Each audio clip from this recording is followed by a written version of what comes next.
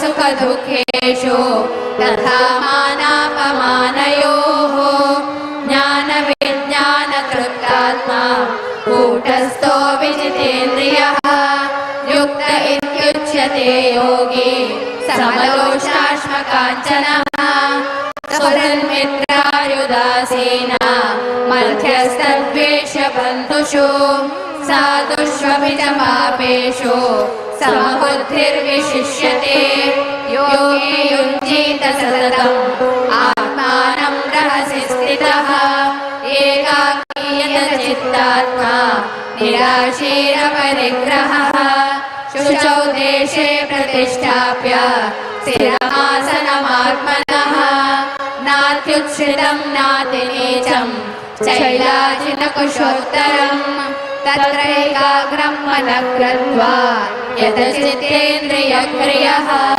उपविश्यासने युञ्ज्यात् योगमात्मविशुद्धये समं कायशिरो ग्रीवं धारयन्नचलं शिरः सम्प्रेक्ष्य नासिकाग्रं स्वं दिशश्चानवलोकयन् प्रशान्तात्मा विगतभिः ब्रह्मचारिव्रते स्थितः मनः संयम्य मच्चित्तो युक्त आसीत् मत्परः युञ्जन्नेवं सदात्मानं योगी नियतमानसः शान्तिर्निर्वाणपरमां मत्संस्थामधिगच्छति नात्यश्नतस्तु योगोऽस्ति न चैकान्तमनश्नतः न जाति स्वप्नशीलस्य जाग्रतो नैव चार्जुन युक्ताहारविहारस्य युक्तचेष्टस्य कर्मसु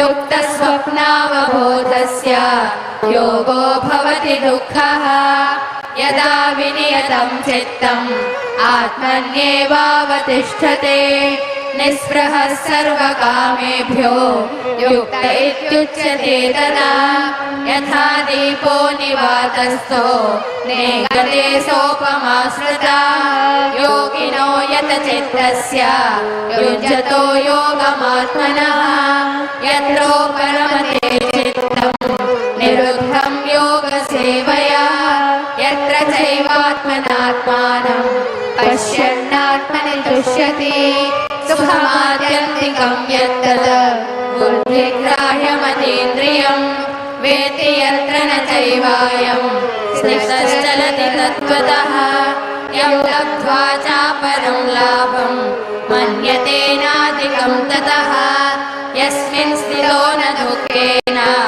गुरुणापि विचाल्यते तं विद्या दुःखसंयोग वियोगं योगसंहितं स निश्चयेन योक्तव्यो योगो निर्विण्णचेतसा संकल्पप्रभवान् कामान् त्यक्त्वा सर्वान् शेषतः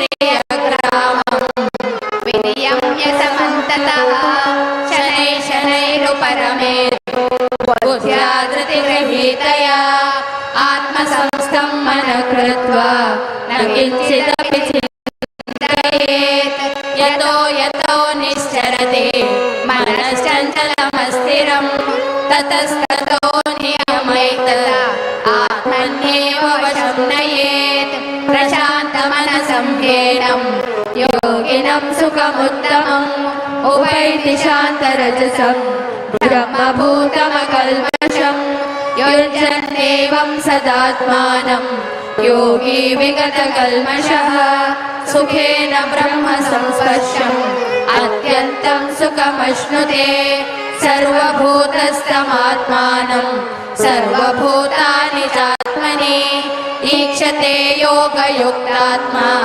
सर्वत्र समदर्शनः यो मां पश्यति सर्वत्र सर्वं च मयि पश्यति तस्याहं न प्रणश्यामि स च मे न प्रणश्यति सर्वभूतस्थितं यो मां भजत्येकत्वमास्थितः सर्वथा वर्तमानोऽपि स योगी मयि वर्तते आत्मौपम्येन सर्वत्र समं पश्यति योऽर्जुन सुखं वा यदि वा दुःखं स योगी परमो मतः। अर्जुन उवाच योऽयं योगस्त्वया प्रोक्तः साम्येन मधुसूदन एतस्याहं न पश्यामि चञ्चलत्वा स्थितिं स्थिरा। चञ्चलं हि मनः कृष्ण प्रमाथि बलवदृढम् तस्याहं निग्रहं मन्ये वायोरिव सुदुष्करम्। श्रीभगवानुवाच असंशयं महाबाहो मनो दुर्निग्रहं चलम् अभ्यासेन तु कौन्तेय वैराग्येण च गृह्यते। असंयतात्मना योगो दुष्प्राप इति मे मतिः। वश्यात्मना तु यतता शक्यो वाप्तुमुपायतः।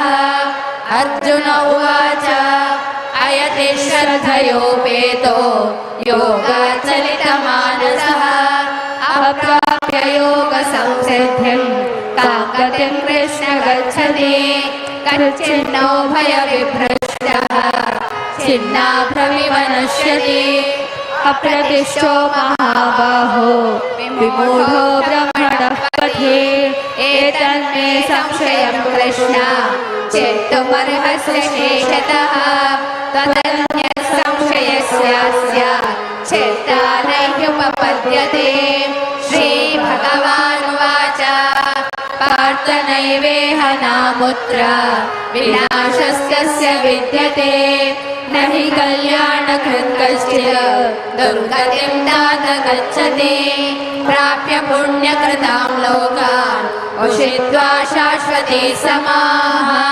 शुचीनां श्रीमतां गेहे योगभ्रष्टोऽभिजायते। अथवा योगिनामेव कुले भवति धीमताम्। एतद्धि दुर्लभतरं लोके जन्म यदीदृशम्।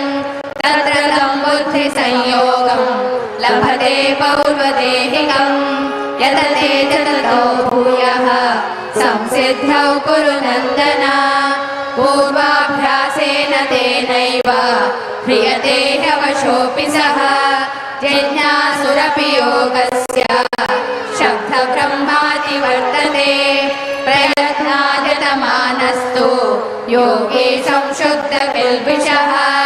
अनेकजन्म संसिद्धः ततो याति परां गतिम्। तपस्विभ्योऽधिको योगी ज्ञानिभ्योऽपि मतोऽधिकः। कर्मिभ्यश्चाधिको योगी तस्माद् योगी भवार्जुन।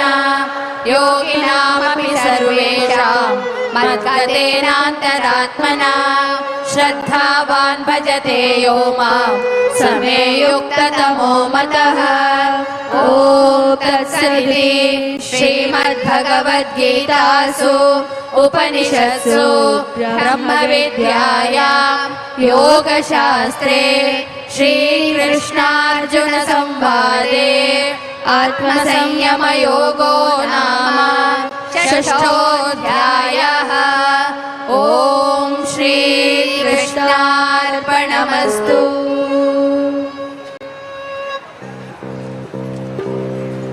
अथ सप्तमोऽध्यायः ज्ञानविज्ञानयोगः। श्रीभगवानुवाच मय्यासक्तमनः पार्थ योगं युञ्जन्मदाश्रयः। असंशयं समग्रं मां यथा ज्ञास्यसि तच्छृणु। ज्ञानं तेऽहं सविज्ञानम् इदं वक्ष्याम्यशेषतः। यज्ञात्वा नेह भूयोऽन्यत् ज्ञातव्यमवशिष्यते। मनुष्याणां सहस्रेषु कश्चित् यतति सिद्धये। यततामपि सिद्धानां कश्चिन्मां वेत्ति तत्त्वतः। भूमिरापो नलो वायुः खं मनो बुद्धिरेव च। अहङ्कार इति यं मे भिन्ना प्रकृतिरष्टधा अपरे निमित्तस्त्वन्यां प्रकृतिं विद्धि मे परां जीवभूतां महाबाहो एदं धार्यते जगत् एतद्योनीनि भूतानि सर्वाणीत्युपधारय अहं कृष्णस्य जगतः प्रभवप्रलयस्तथा मत्तः परतरं नान्यः किञ्चिदस्ति धनञ्जय मयि सर्वमिदं प्रोतं सूत्रे मणिगणा इव रसोऽहमप्सु कौन्तेय प्रभास्मि शशिसूर्ययोः प्रणवः सर्ववेदेषु शब्दः के पौरुषं नृषु पुण्यो गन्धं पृथिव्यां च तेजश्चास्मि विभावसौ जीवनं सर्वभूतेषु तपश्चास्मि तपस्विषु बीजं मां सर्वभूतानां विद्धि पार्थ सनातनम् बुद्धिर्बुद्धिमतामस्मि तेजस्तेजस्विनामहं बलं बलवतां चाहं कामरागविवर्जितं धर्माविरुद्धो भूतेषु कामोऽस्मि भरतर्षभ ये चैव सात्विका भावा राजसास्तामसाश्च ये मत्त एवेति तान् विद्धि न त्वहं तेषु ते मयि त्रिभिर्गुणमयैर्भावैः एभिः सर्वमिदं जगत् मोहितं नाभिजानाति मामेभ्य परमव्ययम् दैवी हेषा गुणमयी मम माया दुरत्यया मामेव ये प्रपद्यन्ते मायामेतां तरन्ति ते न मां दुष्कृतिनो मूढाः प्रपद्यन्ते नराधमाः माययापहृतज्ञाना आसुरं भावमाश्रिताः चतुर्विधा भजन्ते मां जना सुकृतिनोऽर्जुन आर्तो जिज्ञासुरर्थार्थी ज्ञानी च भरतर्षभ तेषां ज्ञानी नित्ययुक्तः एकभक्तिर्विशिष्यते यो हि ज्ञानिनोत्यर्थम् अहं स च मम प्रियः उदारा सर्व एवैते ज्ञानी त्वात्मैव मे मतम् आस्थितः स हि युक्तात्मा मामेवानुत्तमां गतिम् बहूनां जन्मनामन्ते ज्ञानवान् मां प्रपद्यते वासुदेवः सर्वमिति स महात्मासु दुर्लभः कामैस्तैस्तैरतज्ञानाः प्रपद्यन्त्येन्यदेवताः तं तं नियममास्थाय प्रकृत्या नियता स्वया यो यो यां यां तनुं भक्तः श्रद्धयार्चितुमिच्छति तस्य तस्याचलां श्रद्धां तामेव विदधाम्यहं सतया श्रद्धया युक्तः तस्याराधनमीहते लभते च ततः कामान् मयैव विहितान् हितान् अन्तवत्तु फलं तेषां तद्भवत्यल्पमेधसां देवान् देवयजो यान्ति मद्भक्ता यान्ति मामपि अव्यक्तं व्यक्तिमापन्नं मन्यन्ते मामबुद्धयः परं भावमजानन्तो ममाव्ययमनुत्तमम्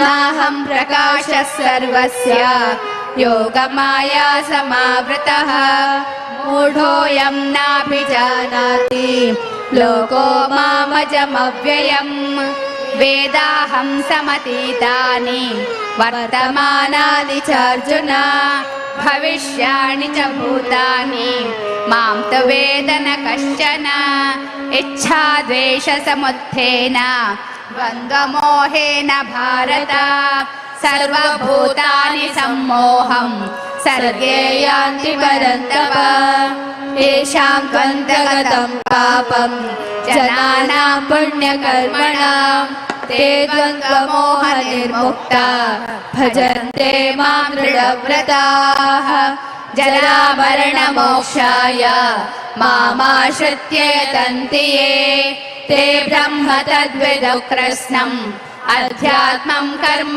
चाखिलम् साधिभूताधिदैवं मां साधियज्ञं च ये विदुः प्रयाणकालेऽपि च मां ते विदुर्युक्तचेतसः। ॐ तत्सदिति श्रीमद्भगवद्गीतासु उपनिषत्सु ब्रह्मविद्यायां योगशास्त्रे श्रीकृष्णार्जुनसंवादे ज्ञानविज्ञानयोगो नाम सप्तमोऽध्यायः। ॐ श्रीकृष्णार्पणमस्तु। अथ अष्टमोऽध्यायः अक्षरब्रह्मयोगः।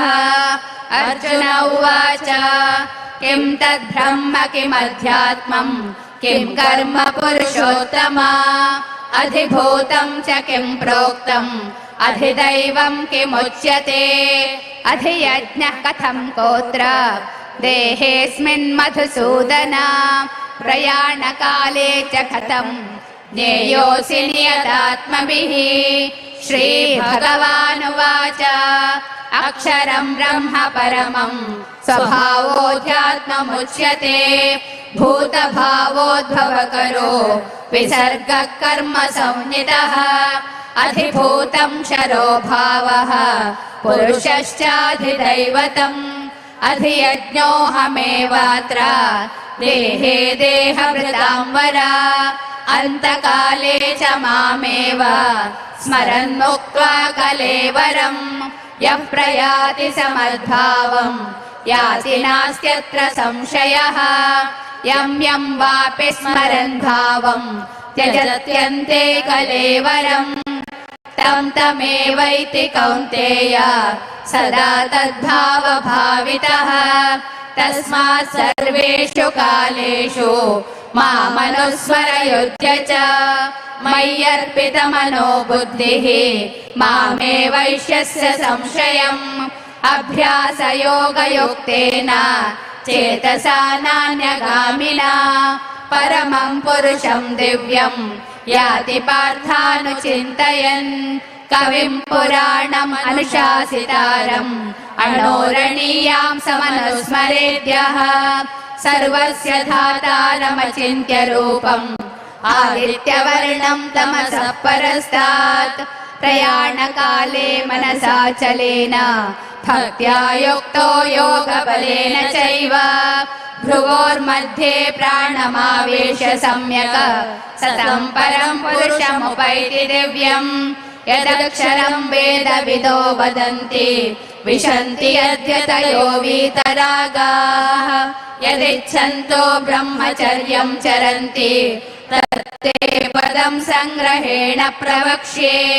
सर्वद्वाराणि संयम्य मनोहृदि निरुध्य च मूर्ध्याधायात्मनः प्राणम् आस्थितो योगधारणाम् ओमित्येकाक्षरं ब्रह्म व्याहरन् मामनुस्मरन् यः प्रयाति त्यजन् देहं स याति परमां गतिम् अनन्यचेताः सततं यो मां स्मरति नित्यशः तस्याहं सुलभः पार्थ नित्ययुक्तस्य योगिनः मामुपेत्य पुनर्जन्म दुःखालयमशाश्वतम् नाप्नुवन्ति महात्मानः संसिद्धिं परमां गताः आब्रह्मभुवनाल्लोकाः पुनरावर्तिनोऽर्जुन मामुपेत्य तु कौन्तेय पुनर्जन्म न विद्यते सहस्रयुगपर्यन्तम्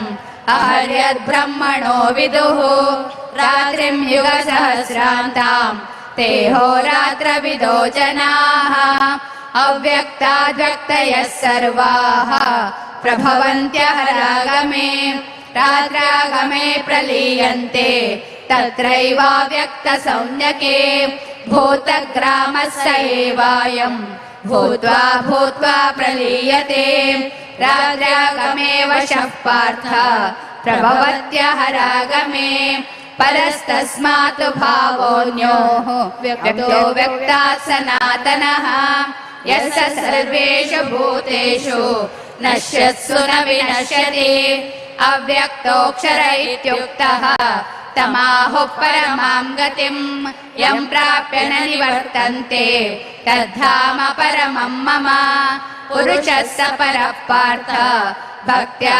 लभ्यस्त्वनन्यया यस्यान्तस्थानि भूतानि येन सर्वमिदं ततम् यत्र काले त्वनावृत्तिम् आवृत्तिं चैव योगिनः प्रयाता यान्ति तं कालम् वक्ष्यामि भरतर्षभ अग्निर्ज्योतिरः शुक्लः षण्मासा उत्तरायणम् तत्र प्रयाता गच्छन्ति ब्रह्मविदो जनाः धूमो रात्रिस्तथा कृष्णः षण्मासा दक्षिणायनम् तत्र चान्द्रमसं ज्योतिः योगी प्राप्य निवर्तते शुक्लकृष्णे गतिह्येते जगतः शाश्वते मते एकया यात्यनावृत्तिम् अन्यया वर्तते पुनः नैते श्रुते पार्थ जानन् योगी मुह्यति कश्चन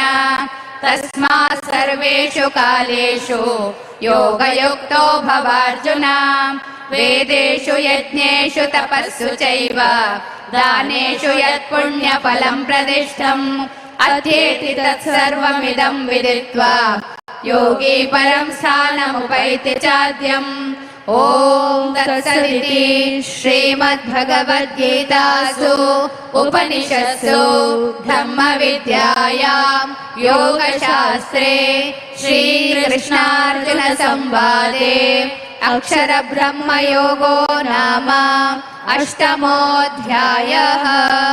ॐ श्रीकृष्णार्पणमस्तु।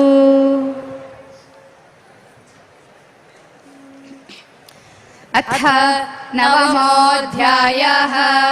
राजविद्या राजगुह्ययोगः। श्रीभगवानुवाच इदं तु ते गुह्यतमं प्रवक्ष्याम्यनसूयवे ज्ञानं विज्ञानसहितं यज्ञात्वा मोक्षसे शुभात् राजविद्या राजगुह्यं पवित्रमिदमुत्तमं प्रत्यक्षावगमं धर्म्यं सुसुखं कर्तुमव्ययम् अश्रद्धदाना पुरुषाः धर्मस्यास्य परन्तप अप्राप्य मां निवर्तन्ते मृत्युसंसारवर्त्मनि मया ततमिदं सर्वं जगदव्यक्तमूर्तिना मतसानि सर्वभूतानि न चाहं तेष्वस्थितः न च मतसानि भूतानि पश्य मे योगमैश्वरम् भूतभृन्न च भूतस्थो ममात्मा भूतभावनः यथाकाशस्थितो नित्यम् वायुः सर्वत्र गोमहान् तथा सर्वाणि भूतानि मतसानीत्युपधारय सर्वभूतानि कौन्तेय प्रकृतिं यान्ति मामिकाम् कल्पक्षये पुनस्तानि कल्पादौ विसृजाम्यहम् प्रकृतिं स्वामवष्टभ्य विसृजामि पुनः पुनः भूतग्राममिमं कृत्स्नम् अवशं प्रकृतेर्वशात् न च मां तानि कर्माणि निबध्नन्ति धनञ्जय उदासीनवदासीनम् असक्तं तेषु कर्मसु मयाध्यक्षेण प्रकृतिः सूयते सचराचरम् हेतुनानेन कौन्तेय जगद्विपरिवर्तते अवजानन्ति मां मूढाः मानुषीं तनुमाश्रितम् परं भावमजानन्तो मम भूतमहेश्वरम् मोघाशामोघकर्माणो मोघज्ञानाविचेतसः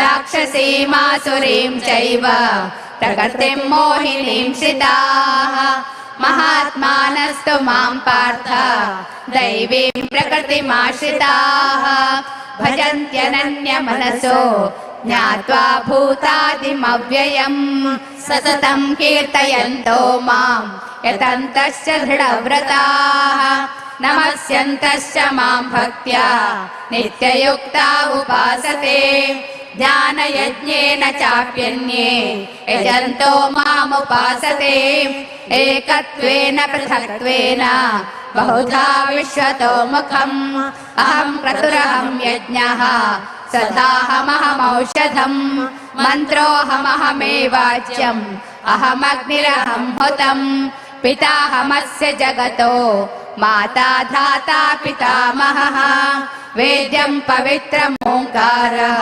ऋक्सामयजुरेव च गतिर्भर्ता प्रभुः साक्षी निवासशरणं सुहृत् प्रभावफलवस्थानं निधानं बीजमव्ययम् तपाम्यहमहं वर्षं निगृह्णामि सृजामि च अमृतं चैव मृत्युश्च सदसच्चाहमर्जुन त्रैविद्या मां सोमपापूतपापाः यज्ञैरिष्ट्वा स्वर्गतिं प्रार्थयन्ते ते पुण्यमासाद्य सुरेन्द्रलोकम् अश्नन्ति दिव्यान् दिवि देव भोगान् ते तं भुक्त्वा स्वर्गलोकं विशालम् क्षीणे पुण्ये मर्त्यलोकं विशन्ति एवं त्रयी धर्ममनुप्रपन्नाः गतागतं कामकामा लभन्ते अनन्याः चिन्तयन्तो माम् ये जनाः पर्युपासते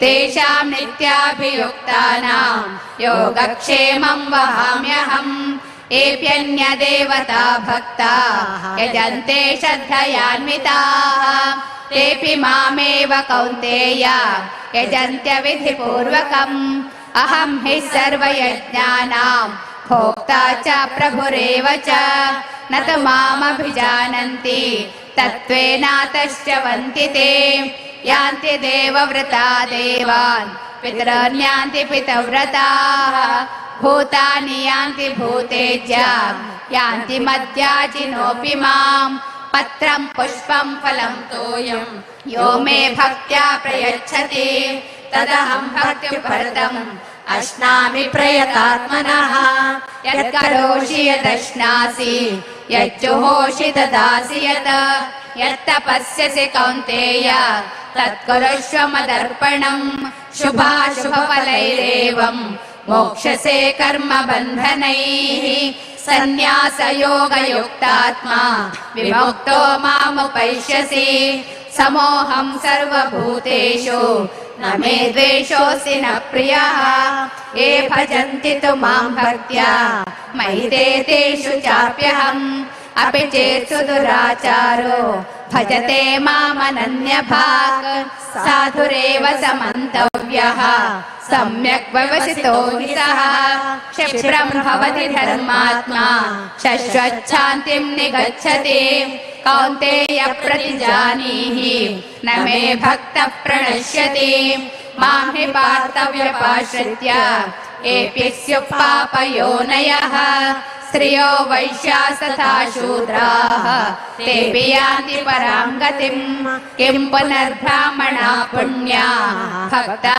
राजर्षयस्तथा अनित्यमसुखं लोकम् इमं प्राप्य भजस्व माम् मन्मना भव मद्भक्तो मद्याजी मां नमस्कुरु मामे वैश्यसि युक्त्वैवम् आत्मानं मत्परायणः ॐ तत्सदिति श्रीमद्भगवद्गीतासु उपनिषत्सु ब्रह्मविद्यायां योगशास्त्रे श्रीकृष्णार्जुनसंवादे राजविद्या राजगुह्ययोगो नाम नवमोऽध्यायः। ॐ श्रीकृष्णार्पणमस्तु।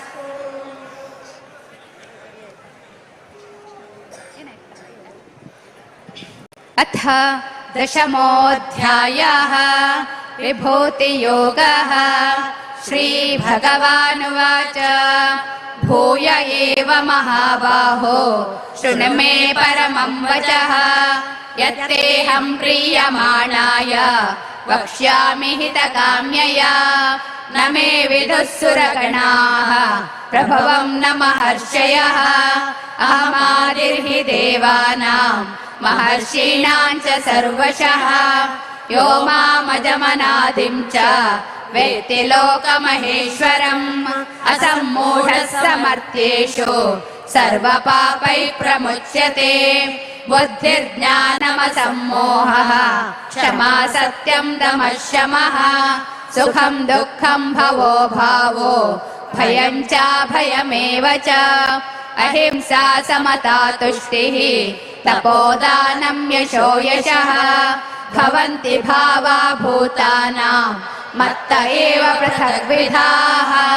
महर्षयः सप्त पूर्वे चत्वारो मनवस्तथा मद्भावा मानसा जाता येषां लोक इमाः प्रजाः एतां विभूतिं योगं च मम यो वेत्ति तत्त्वतः सोऽविकम्पेन योगेन युज्यते नात्र संशयः अहं सर्वस्य प्रभवो मत्तः सर्वं प्रवर्तते इति मत्वा भजन्ते मां बुधा भावसमन्विताः मच्चित्ता मद्गतप्राणा बोधयन्तः परस्परं कथयन्तश्च मां नित्यं तुष्यन्ति च रमन्ति च तेषां सततयुक्तानां भजतां प्रीतिपूर्वकं ददामि बुद्धियोगं तं येन मामुपयान्ति ते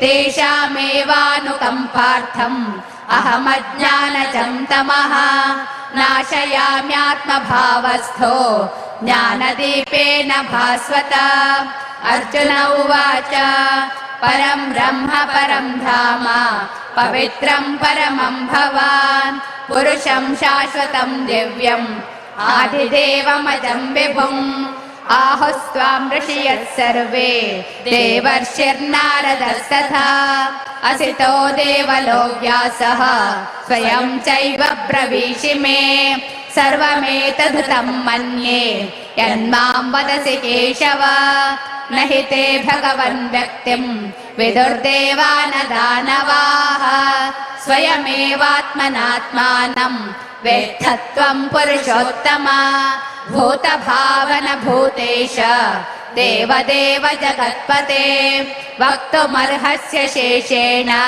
दिव्या ह्यात्मविभूतयः याभिर्विभूतिभिर्लोकान् इमां स्वं व्याप्य तिष्ठसि कथं विद्यामहं योगिन् त्वां सदा परिचिन्तयन् केषु केषु च भावेषु चिन्त्योऽसि भगवन्मया विस्तरेणात्मनो योगं विभूतिं च जनार्दन भूयः कथय तृप्तिर्हि शृण्वतो नास्ति मे मृतम् श्रीभगवानुवाच हन्त ते कथयिष्यामि दिव्या ह्यात्मविभूतयः प्राधान्यतः कुरु श्रेष्ठ नास्त्यन्तो विस्तरस्य मे अहमात्मा गुडाकेश सर्वभूताशयस्थितः अहमादिश्च मध्यं च भूतानामन्त एव च आदित्यानामहं विष्णुः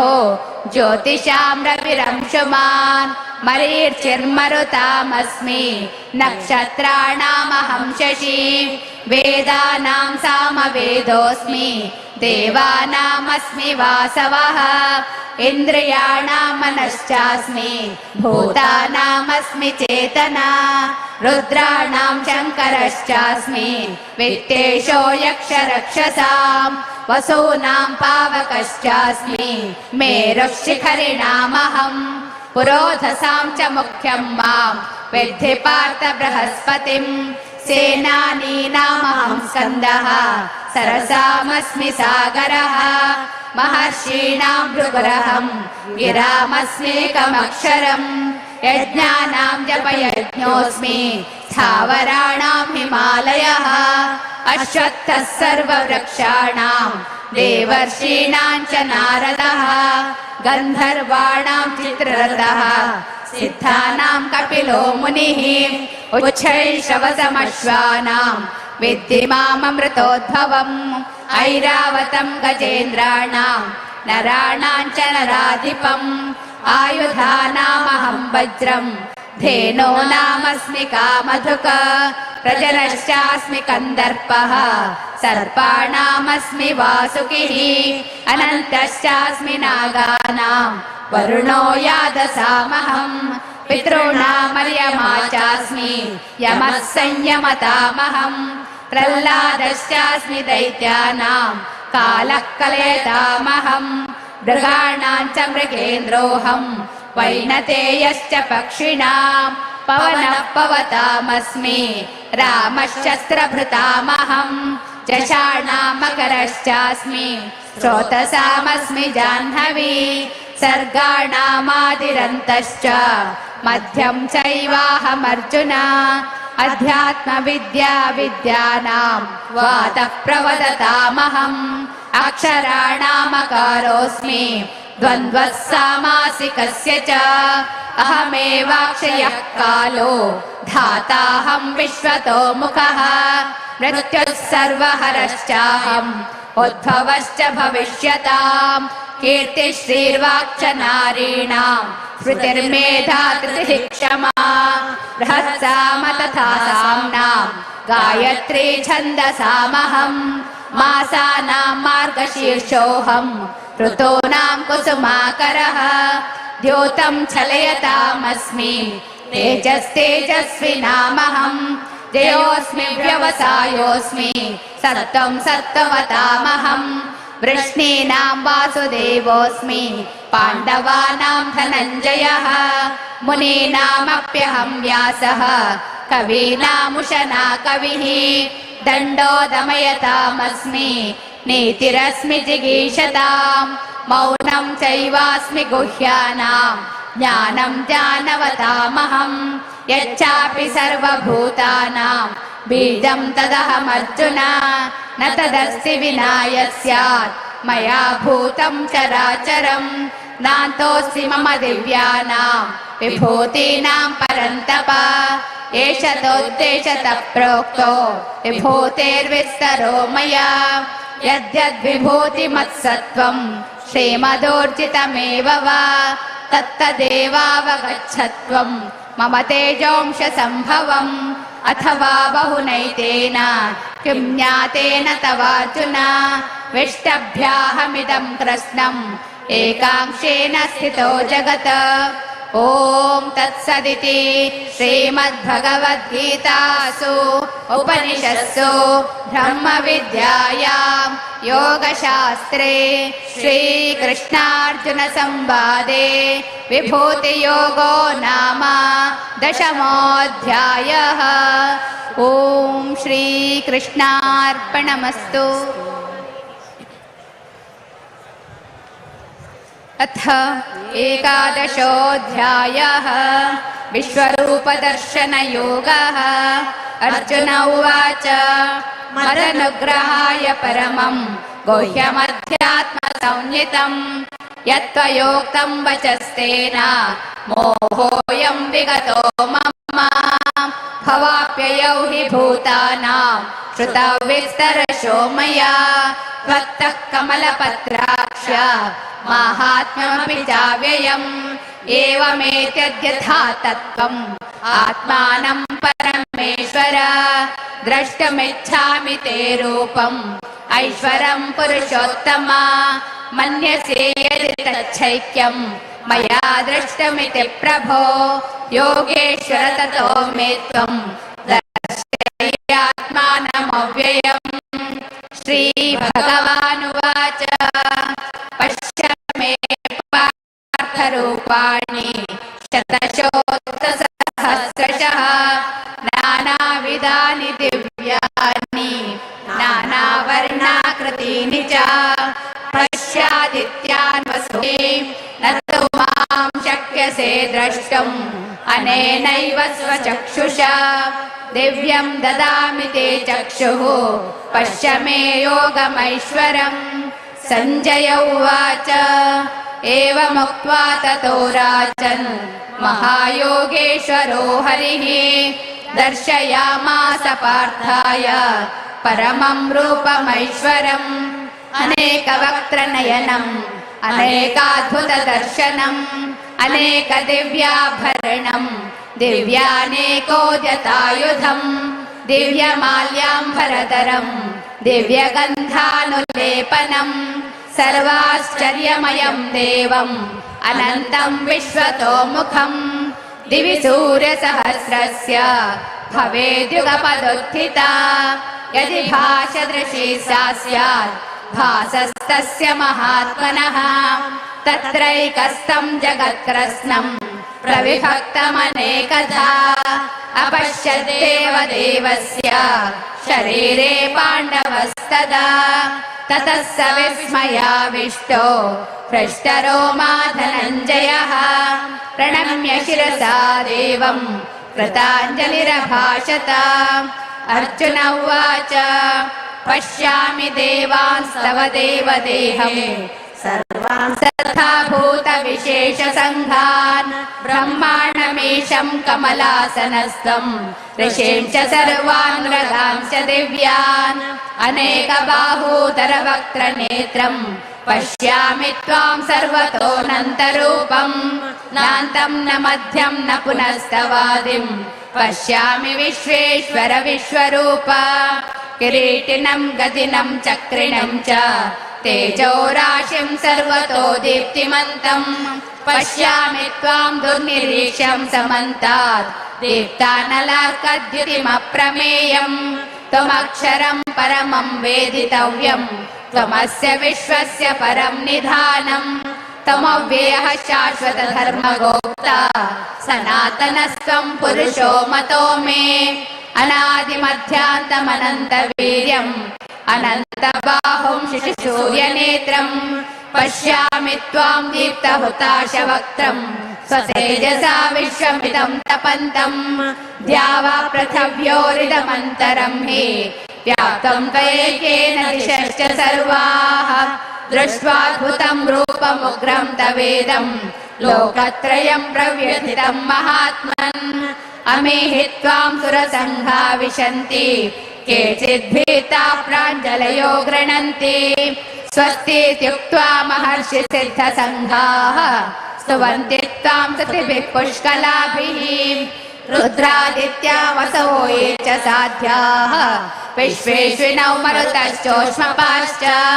गन्धर्वयक्षासुरसिद्धसङ्घाः वीक्षन्ते त्वाम् विस्मिताश्चैव सर्वे रूपम् महत्ते बहुवक्त्रनेत्रम् महाबाहो बहुबाहूरुपादम् बहूदरम् बहुदंश्राकरालम् दृष्ट्वा लोकाः प्रव्यथिता सताहम् नभस्पृशम् दीप्तमनेकवर्णम् व्याताननम् दीप्तविशालनेत्रम् दृष्ट्वा हि त्वाम् प्रव्यथितान्तरात्मा हृदिम् न विन्दामि शमम् च विष्णो दंश्राकरालानि च ते मुखानि दृष्ट्वैव कालानलसन्निभानि दिशो न जाने न लभे च शर्मा प्रसीद देवेश जगन्निवास अमी च त्वाम् धृतराष्ट्रस्य पुत्राः सर्वे सहैवावनिपालसङ्घैः भीष्मो द्रोणः सूत्रपुत्रास्तथासौ सहास्मदीयैरपि योद्धमुख्यैः वक्त्राणि ते त्वरमाणा विशन्ति दंश्राकरालानि भयानकानि केचिद्विलग्ना दशनान्तरेषु सन्दृश्यन्ते चूर्णितैरुत्तमाङ्गैः यथा नदीनाम् बहवो वेगाः समुद्रमेवाभिमुखा द्रवन्ति तथा तवामि नरलोकवीराः विशन्ति वक्त्राणभिविज्वलन्ति यथा प्रदीप्तम् जलनम् पतङ्गाः विशन्ति नाशाय समृद्धवेगाः तथैव नाशाय विशन्ति लोकाः तवापि वक्त्राणि समृद्धवेगाः लेलीह्यसे ग्रसमानः समन्तात् लोकान् समग्रान् वदनैर्ज्वलब्धिः तेजोभिरापूर्य जगत्समग्रम् भासस्तवोग्रा प्रतपन्ति विष्णो आख्याहि मे को भवानुग्ररूपो नमोऽस्तु ते देववर प्रसीद विज्ञातुमिच्छामि भवन्तमाद्यं न हि प्रजानामि तव प्रवृत्तिम्। श्रीभगवानुवाच कालोऽस्मि लोकक्षये कृत्वा वृद्धो लोकान् समाहर्तुमिह प्रवृत्तः। हृतेऽपि त्वां न भविष्यन्ति सर्वे एव स्थिताः प्रत्यनीकेषु योधाः। तस्मात् त्वमुत्तिष्ठ यशो लभस्व जित्वा शत्रून् भुङ्क्ष्व राज्यं समृद्धम्। मयैवैते निहताः पूर्वमेव निमित्तमात्रं भव सव्यसाचिन्। द्रोणं च भीष्मं च जयद्रथं च कर्णं तथान्यानपि योधवीरान् मया हतां स्वं जहिमावितिष्ठाः युध्यस्व जेतासि रणे सपत्नान्।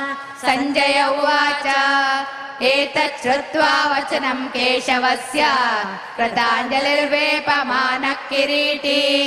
नमस्कृत्वा भूय एवाह कृष्णं स गद्गदं भीतप्रणम्य। अर्जुन उवाच स्थाने ऋषिकेश तव कृत्या जगत्प्रहर्ष्यत्यनुरज्यते च। रक्षांसि भीतानि दिशो द्रवन्ति सर्वे नमस्यन्ति च सिद्धसङ्घाः। कस्माच्च तेन न मेरन्महात्मन् गरीयसे ब्रह्मणोऽप्यादिकर्त्रे। अनन्तदेवेश जगन्निवास त्वमक्षरं सदसत्तत्परं यत्। त्वमादिदेवः पुरुषः पुराणः त्वमस्य विश्वस्य परं निधानम्।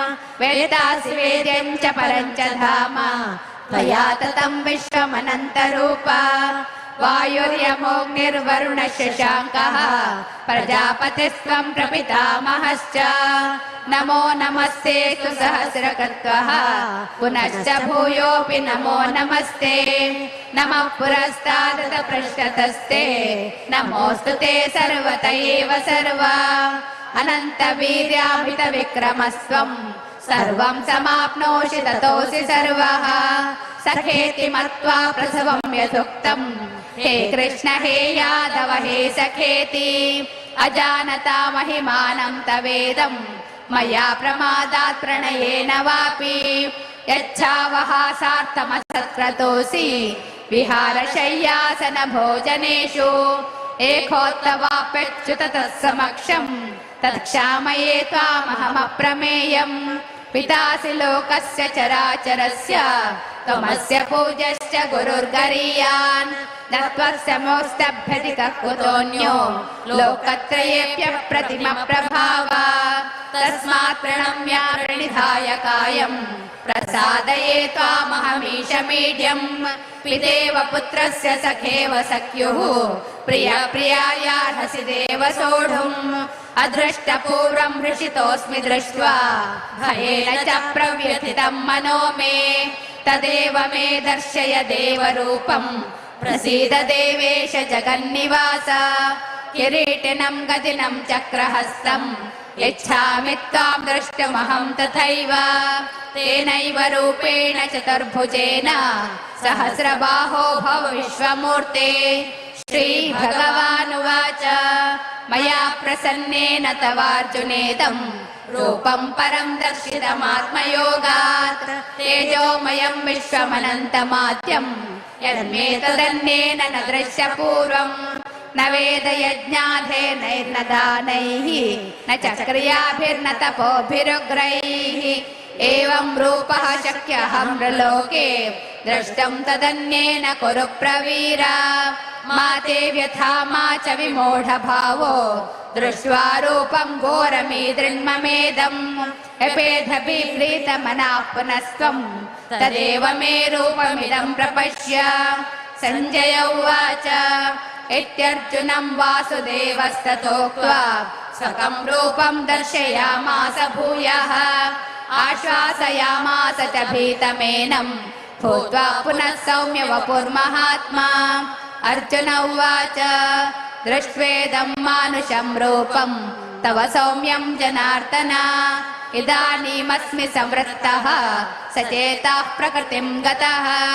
श्रीभगवानुवाच सुदुर्दर्शमिदं रूपं दृष्टवानसि यन्मम।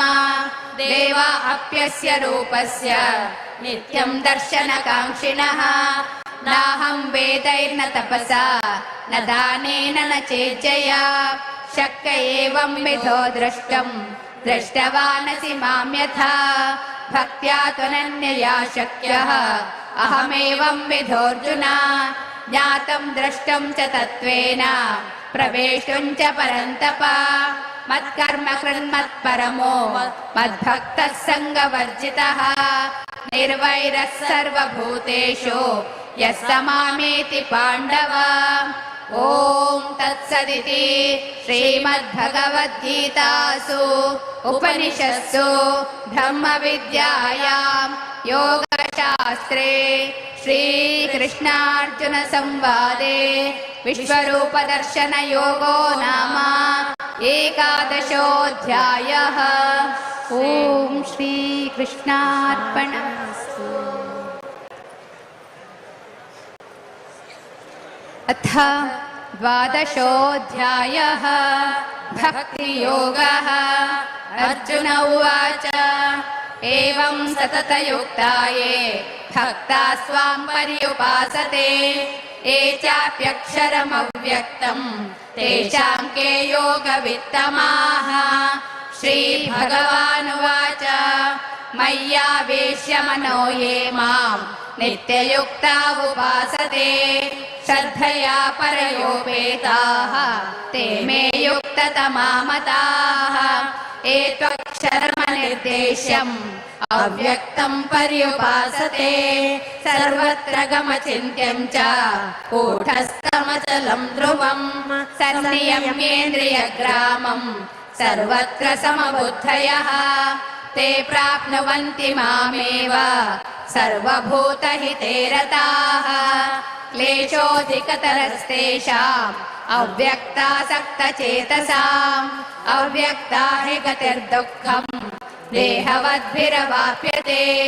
ये तु सर्वाणि कर्माणि मयि सन्न्यस्य मत्पराः अनन्येनैव योगेन मां ध्यायन्त उपासते तेषामहं समुद्धर्ता मृत्युसंसारसागरात् भवामि न चिरात् पार्थ मय्यावेशितचेतसाम् मय्येव मन आधत्स्व मयि बुद्धिं निवेशय निवसिष्यसि मय्येव अथ ऊर्ध्वं न संशयः।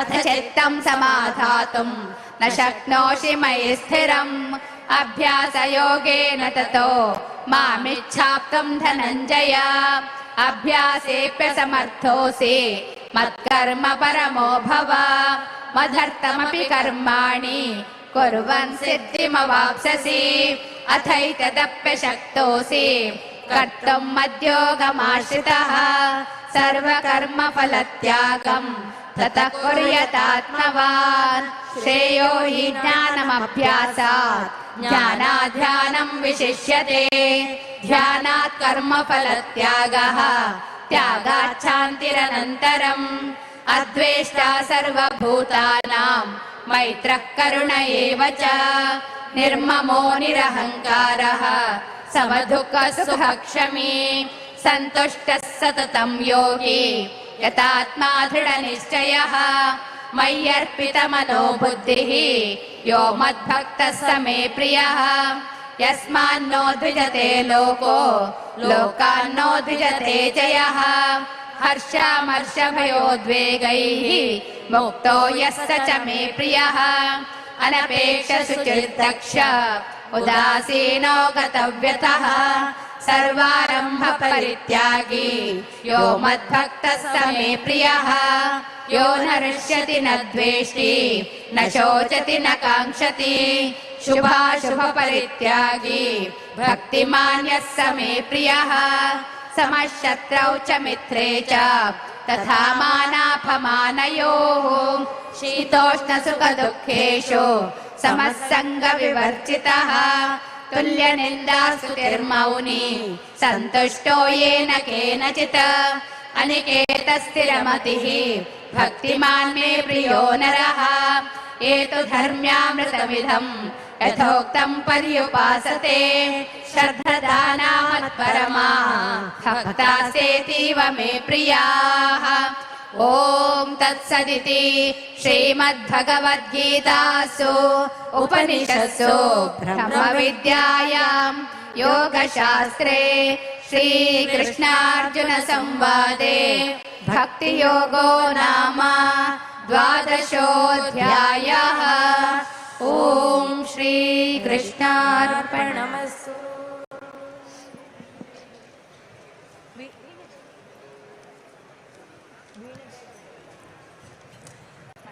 अथ त्रयोदशोऽध्यायः। क्षेत्रक्षेत्रज्ञविभागयोगः। श्रीभगवानुवाच इदं शरीरं कौन्तेय क्षेत्रमित्यभिधीयते एतद्यो वेत्ति तं प्राहुः क्षेत्रज्ञ इति तद्विदः। क्षेत्रज्ञं चापि मां विद्धि सर्वक्षेत्रेषु भारत। क्षेत्रक्षेत्रज्ञयोर्ज्ञानं यत्तज्ज्ञानं मतं मम तत्क्षेत्रं यच्च यादृक् च यद्विकारि यतश्च यत् स च यो यत्प्रभावश्च तत्समासेन मे शृणु। ऋषिभिर्बहुधा गीतं छन्दोभिर्विविधैः पृथक् ब्रह्मसूत्रपदैश्चैव हेतुमद्भिर्विनिश्चितैः। महाभूतान्यहङ्कारो बुद्धिरव्यक्तमेव च इन्द्रियाणि दशैकञ्च पञ्चचेन्द्रियगोचराः। इच्छा द्वेष सुखं दुःखं सङ्घातश्चेतना धृतिः। एतत्क्षेत्रं समासेन सविकारमुदाहृतम् अमानित्वमदम्भित्वम् अहिंसा क्षान्तिरार्जवम् आचार्योपासनं शौचं स्थैर्यमात्मविनिग्रहः। इन्द्रियार्थेषु वैराग्यम् अनहङ्कार एव च जन्म मृत्युजरा व्याधिः दुःखदोषानुदर्शनम् असक्तिरनभिष्वङ्गः पुत्रदारगृहादिषु नित्यं च समचित्तत्वम् इष्टानिष्टोपपत्तिषु मयि चानन्ययोगेन भक्तिरव्यभिचारिणी। विविक्तदेशसेवित्वम् अरतिर्जनसंसदि अध्यात्मज्ञाननित्यत्वम् तत्त्वज्ञानार्थदर्शनम्। एतज्ज्ञानमिति प्रोक्तम् अज्ञानं यदधोऽन्यथा ज्ञेयं यत्तत्र वक्ष्यामि यज्ञात्वामृतमश्नुते। अनादिमत्परं ब्रह्म न सत्तन्नासदुच्यते सर्वतः पाणिपादं तत् सर्वतोक्षिशिरोमुखम् सर्वतः श्रुतिमल्लोके सर्वमावृत्य तिष्ठति। सर्वेन्द्रियगुणाभासं सर्वेन्द्रियविवर्जितम् असक्तं सर्वभृच्चैव निर्गुणं गुणभोक्तृ च बहिरन्तश्च भूतानाम् अचरं चरमेव च सूक्ष्मत्वादविज्ञेयम् दूरस्थं चान्तिके च तत् अविभक्तं च भूतेषु विभक्तमिव च स्थितम् भूतभर्तृ च तज्ज्ञेयम् कृष्णप्रभविष्णु च ज्योतिषामपि तज्ज्योतिः तमसः परमुच्यते।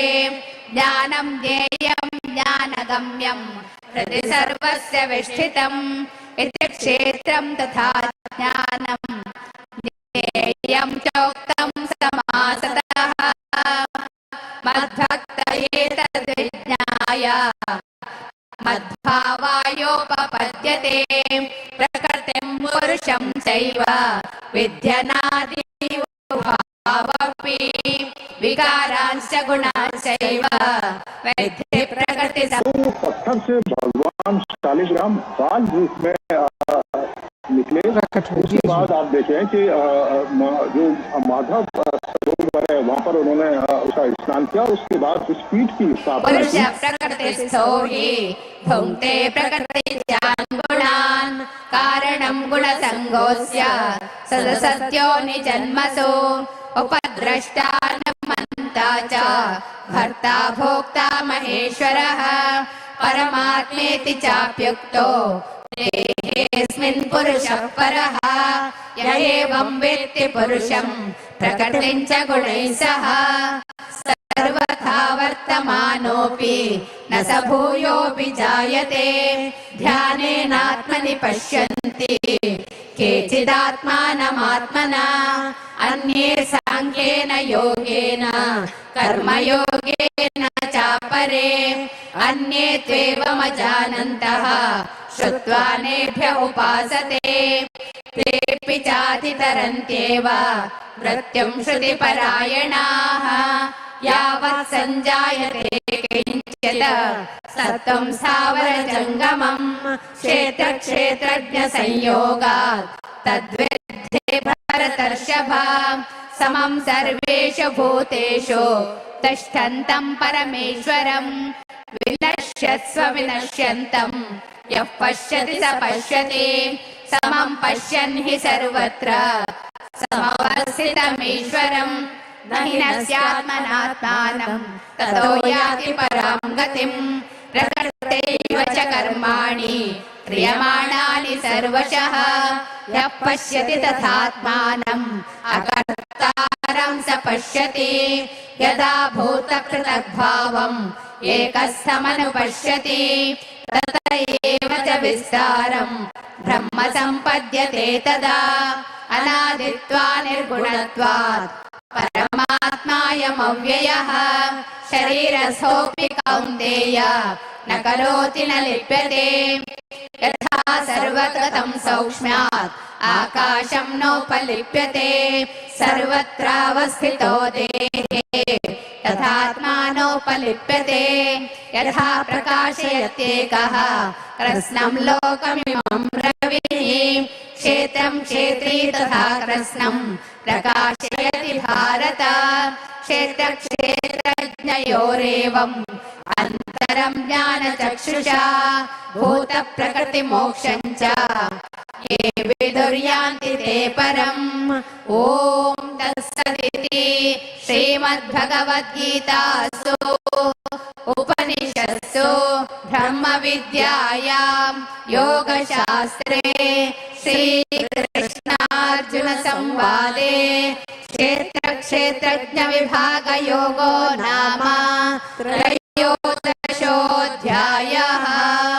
ॐ श्रीकृष्णार्पणमस्तु।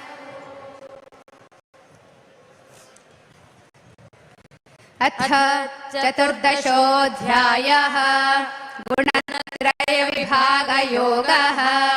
श्रीभगवानुवाच परं भूयः प्रवक्ष्यामि ज्ञानानां ज्ञानमुत्तमम् यज्ञात्वा मुनयः सर्वे परां सिद्धिमितो गताः इदं ज्ञानमुपाश्रित्य मम साधर्म्यमागताः सर्गेऽपि नोपजायन्ते प्रलये न व्यथन्ति च मम योनिर्महद्ब्रह्म तस्मिन् गर्भं ददाम्यहम् सम्भवः सर्वभूतानां ततो भवति भारत सर्वयोनिषु कौन्तेय मूर्तयः सम्भवन्ति याः तासां ब्रह्म महद्योनिः अहं बीजप्रदः पिता सत्त्वं रजस्तम इति गुणा प्रकृतिसम्भवाः निबध्नन्ति महाबाहो देहे देहिनमव्ययम् तत्र सत्त्वं निर्मलत्वात् प्रकाशकमनामयम् सुखसङ्घेन बध्नाति ज्ञानसङ्घेन चानघ रजोरागात्मकं विद्धि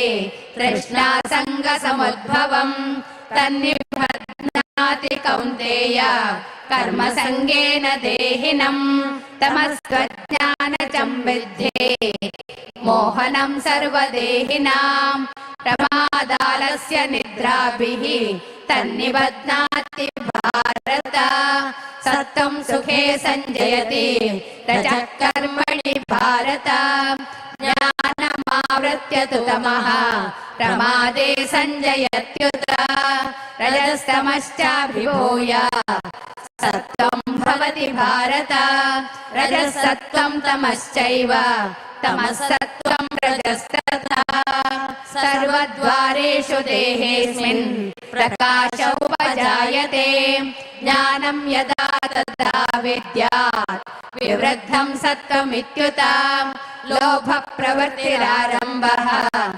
कर्मणामशमस्पृहा रजस्येतानि जायन्ते विवृद्धे भरतर्षभा अप्रकाशो प्रवृत्तिश्च प्रमादो मोह एव च तमस्येतानि जायन्ते विवृद्धे कुरु नन्दन यदा सत्त्वे प्रवर्धेतो प्रलयं याति देहभृत तदोत्तमविदां लोकान् अमलान् प्रतिपद्यते रजसे प्रलयं गत्वा कर्मसङ्गिषु जायते तथा प्रलीनस्तमसि मूढयोनिषु जायते कर्मणः सुकृतस्याहुः सात्विकं निर्मलं फलं रजसस्तु फलं दुःखम् अज्ञानं तमसः फलं सत्त्वा संजायते ज्ञानं रजसो लोभ एव च प्रमादमोहौ तमसो भवतो ज्ञानमेव च ऊर्ध्वं गच्छन्ति सत्त्वस्था मध्ये तिष्ठन्ति राजसाः जगन्यगुणवृत्तिस्था अधो गच्छन्ति तामसाः नान्यं गुणेभ्यः कर्तारं यदा द्रष्टानुपश्यति गुणेभ्यश्च परं वेत्ति मद्भावं सोऽधिगच्छति गुणानेत्यानतीत्यत्रीन् देहि देहसमुद्भवान् जन्म मृत्युजरा दुःखैः विमुक्तो मृतमश्नुते अर्जुन उवाच कैर्लिङ्गैस्त्रीन् गुणानेतान् अतीतो भवति प्रभो किमाचार कथं चैतान् त्रीन् गुणानतिवर्तते श्रीभगवानुवाच प्रकाशं च प्रवृत्तिं च मोहमेव च पाण्डव न द्वेष्टि सम्प्रवृत्तानि न निवृत्तानि काङ्क्षति उदासीनवदासीनो गुणैर्यो न विचाल्यते गुणा वर्तन्त इत्येव यो तिष्ठति नेङ्गते समदुःखसुखस्वस्थः समलोष्टाश्मकाञ्चनः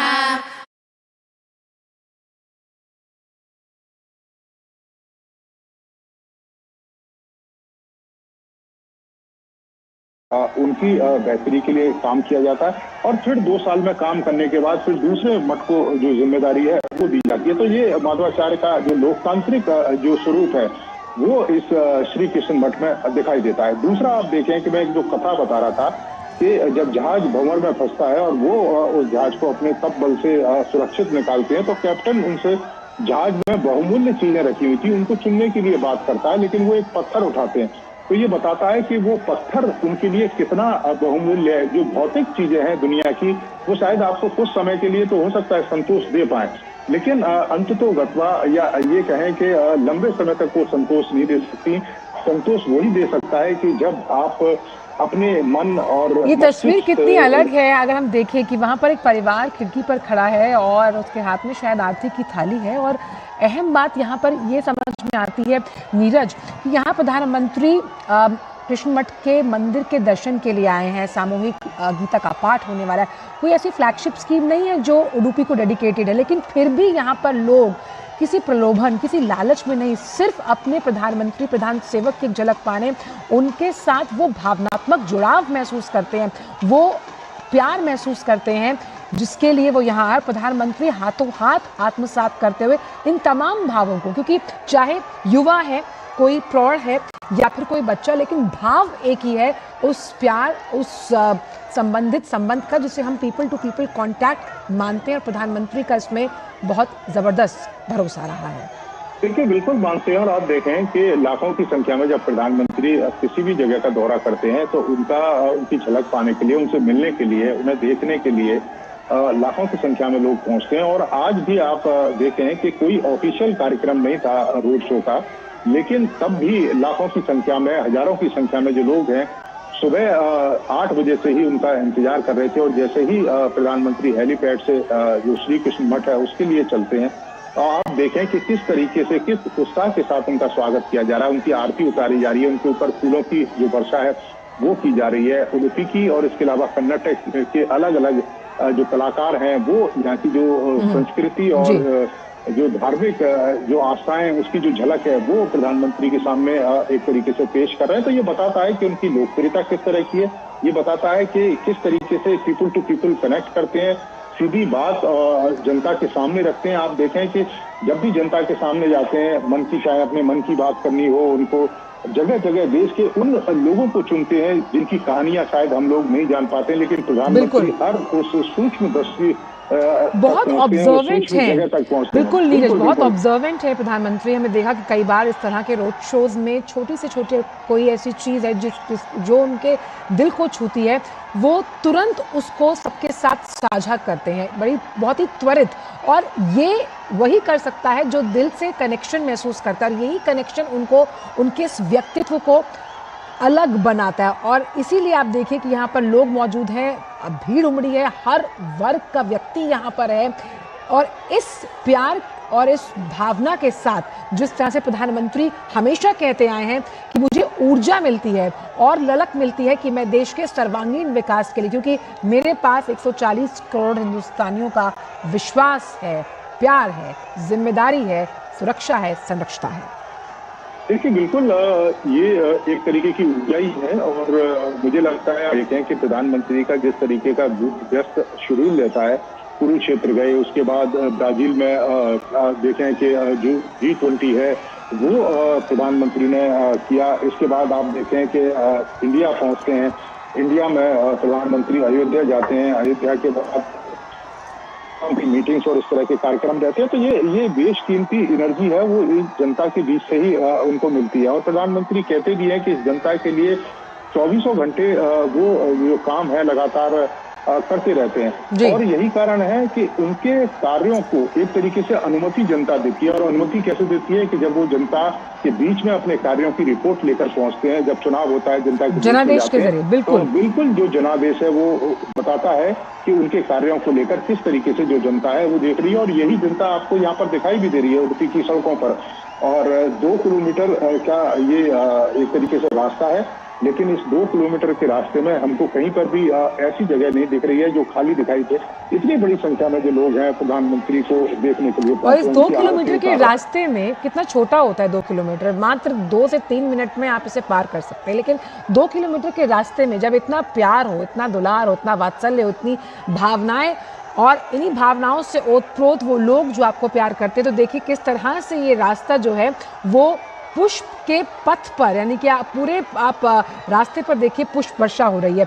और ऐसे में जब अभी कुछ दिन पहले हमने संविधान दिवस मनाया नीरज, तो संविधान कहता है हम भारत के लोग, और ये जो शाश्वत वाक्य है हम देख सकते हैं जिस तरह से प्रधानमंत्री का कार्यकाल रहा है, जो नीतियां रही, जो नीति रही, जो सोच रही कि किस तरह से भारत को वैश्विक पटल पर एक सुनहरे तस्वीर के साथ अंकित करना है, वैश्विक गुरु माना जाता है। उस लिहाज से वसुधैव कुटुंबकम की भावना को लेकर भारत लगातार आगे बढ़ता हुआ। देखिए बिल्कुल वैश्विक गुरु है। और आप देखें कि हमारे ऋषि मुनियों ने और हमारे वैदिक ग्रंथों ने एक तरीके से लीड लिया था, और किस तरीके से विश्व को एक स्पष्ट जो दृष्टि है वो दी थी। हमारे जो गणितज्ञ हैं, आप देखें कि किस तरह की जो घटना है और उस जमाने में उन्होंने की थी बिना किसी यंत्र के, और आज भी वो जो गणना है वो सटीक बैठती है। आप सोमनाथ में जाइए, सोमनाथ में एक पिलर लगा हुआ है और जहाँ से एक सीधी डायरेक्शन दिया गया है एक तीर के द्वारा, और ये बताता है कि आप अंतिम छोर तक चले जाइए तो कोई भी धरती आपको नहीं दिखाई देगी। तो आप समझें कि उस समय सैकड़ों साल पहले किस तरीके की दृष्टि हमारे पास थी, किस तरह का सोच, किस तरह का गणित हमारे पास था। आप देखें कि 0 हमने दिया तो हमने दुनिया को बहुत सारी ऐसी चीजें दी। और यही कारण है कि आप देखें कि प्रधानमंत्री उन तमाम वैदिक चीजों को जो खास तौर से कल्याण के लिए थी। बिल्कुल, अगर आपको याद हो कि ये बहुत ही उम्दा एक तथ्य आपने कहा कि जब 0 भारत ने दिया है तभी दुनिया को गिनती आई। और अगर हम थोड़ा पीछे जाएं तो जब प्रधानमंत्री रामेश्वरम गए थे तो अलग अलग कई भाषाओं में रामायण का पाठ किया गया था, वो भी अपने आप में ऐतिहासिक क्षण था। और आज जब सामूहिक गीता पाठ होगा, जहां अलग अलग संप्रदाय के लोग इसको गाएंगे और हम यहाँ स्टूडियो के मंच के माध्यम से और आप वहाँ इसका श्रवण करेंगे, तो इस पूरे माहौल में एक बहुत ही सकारात्मक सोच उत्पन्न होगी, बहुत ही पॉजिटिव वाइब जिसे अगर हम कहते हैं, वो क्रिएट करने की कोशिश है पूरे यूनिवर्स में। बिल्कुल, और शब्दों की आंचल अपनी एक एनर्जी होती है, और हमारे जो वैज्ञानिक है वो भी कहते हैं कि शब्द जो अंतरिक्ष है, ब्रह्मांड है, उसमें घूमते रहते हैं। और जब लाखों की संख्या में जो लोग हैं बैठकर गीता के उन श्लोकों को पढ़ेंगे, तो निश्चित तौर पर एक जबरदस्त एनर्जी, एक जबरदस्त पॉजिटिव वाइब्स है वो लोगों को मिलेगी, जो लोग वहाँ बैठे होंगे, और इसके साथ साथ जो लोग सुन भी रहे होंगे, और वो जुड़ पाएंगे गीता से बहुत ज्यादा नजदीकी से।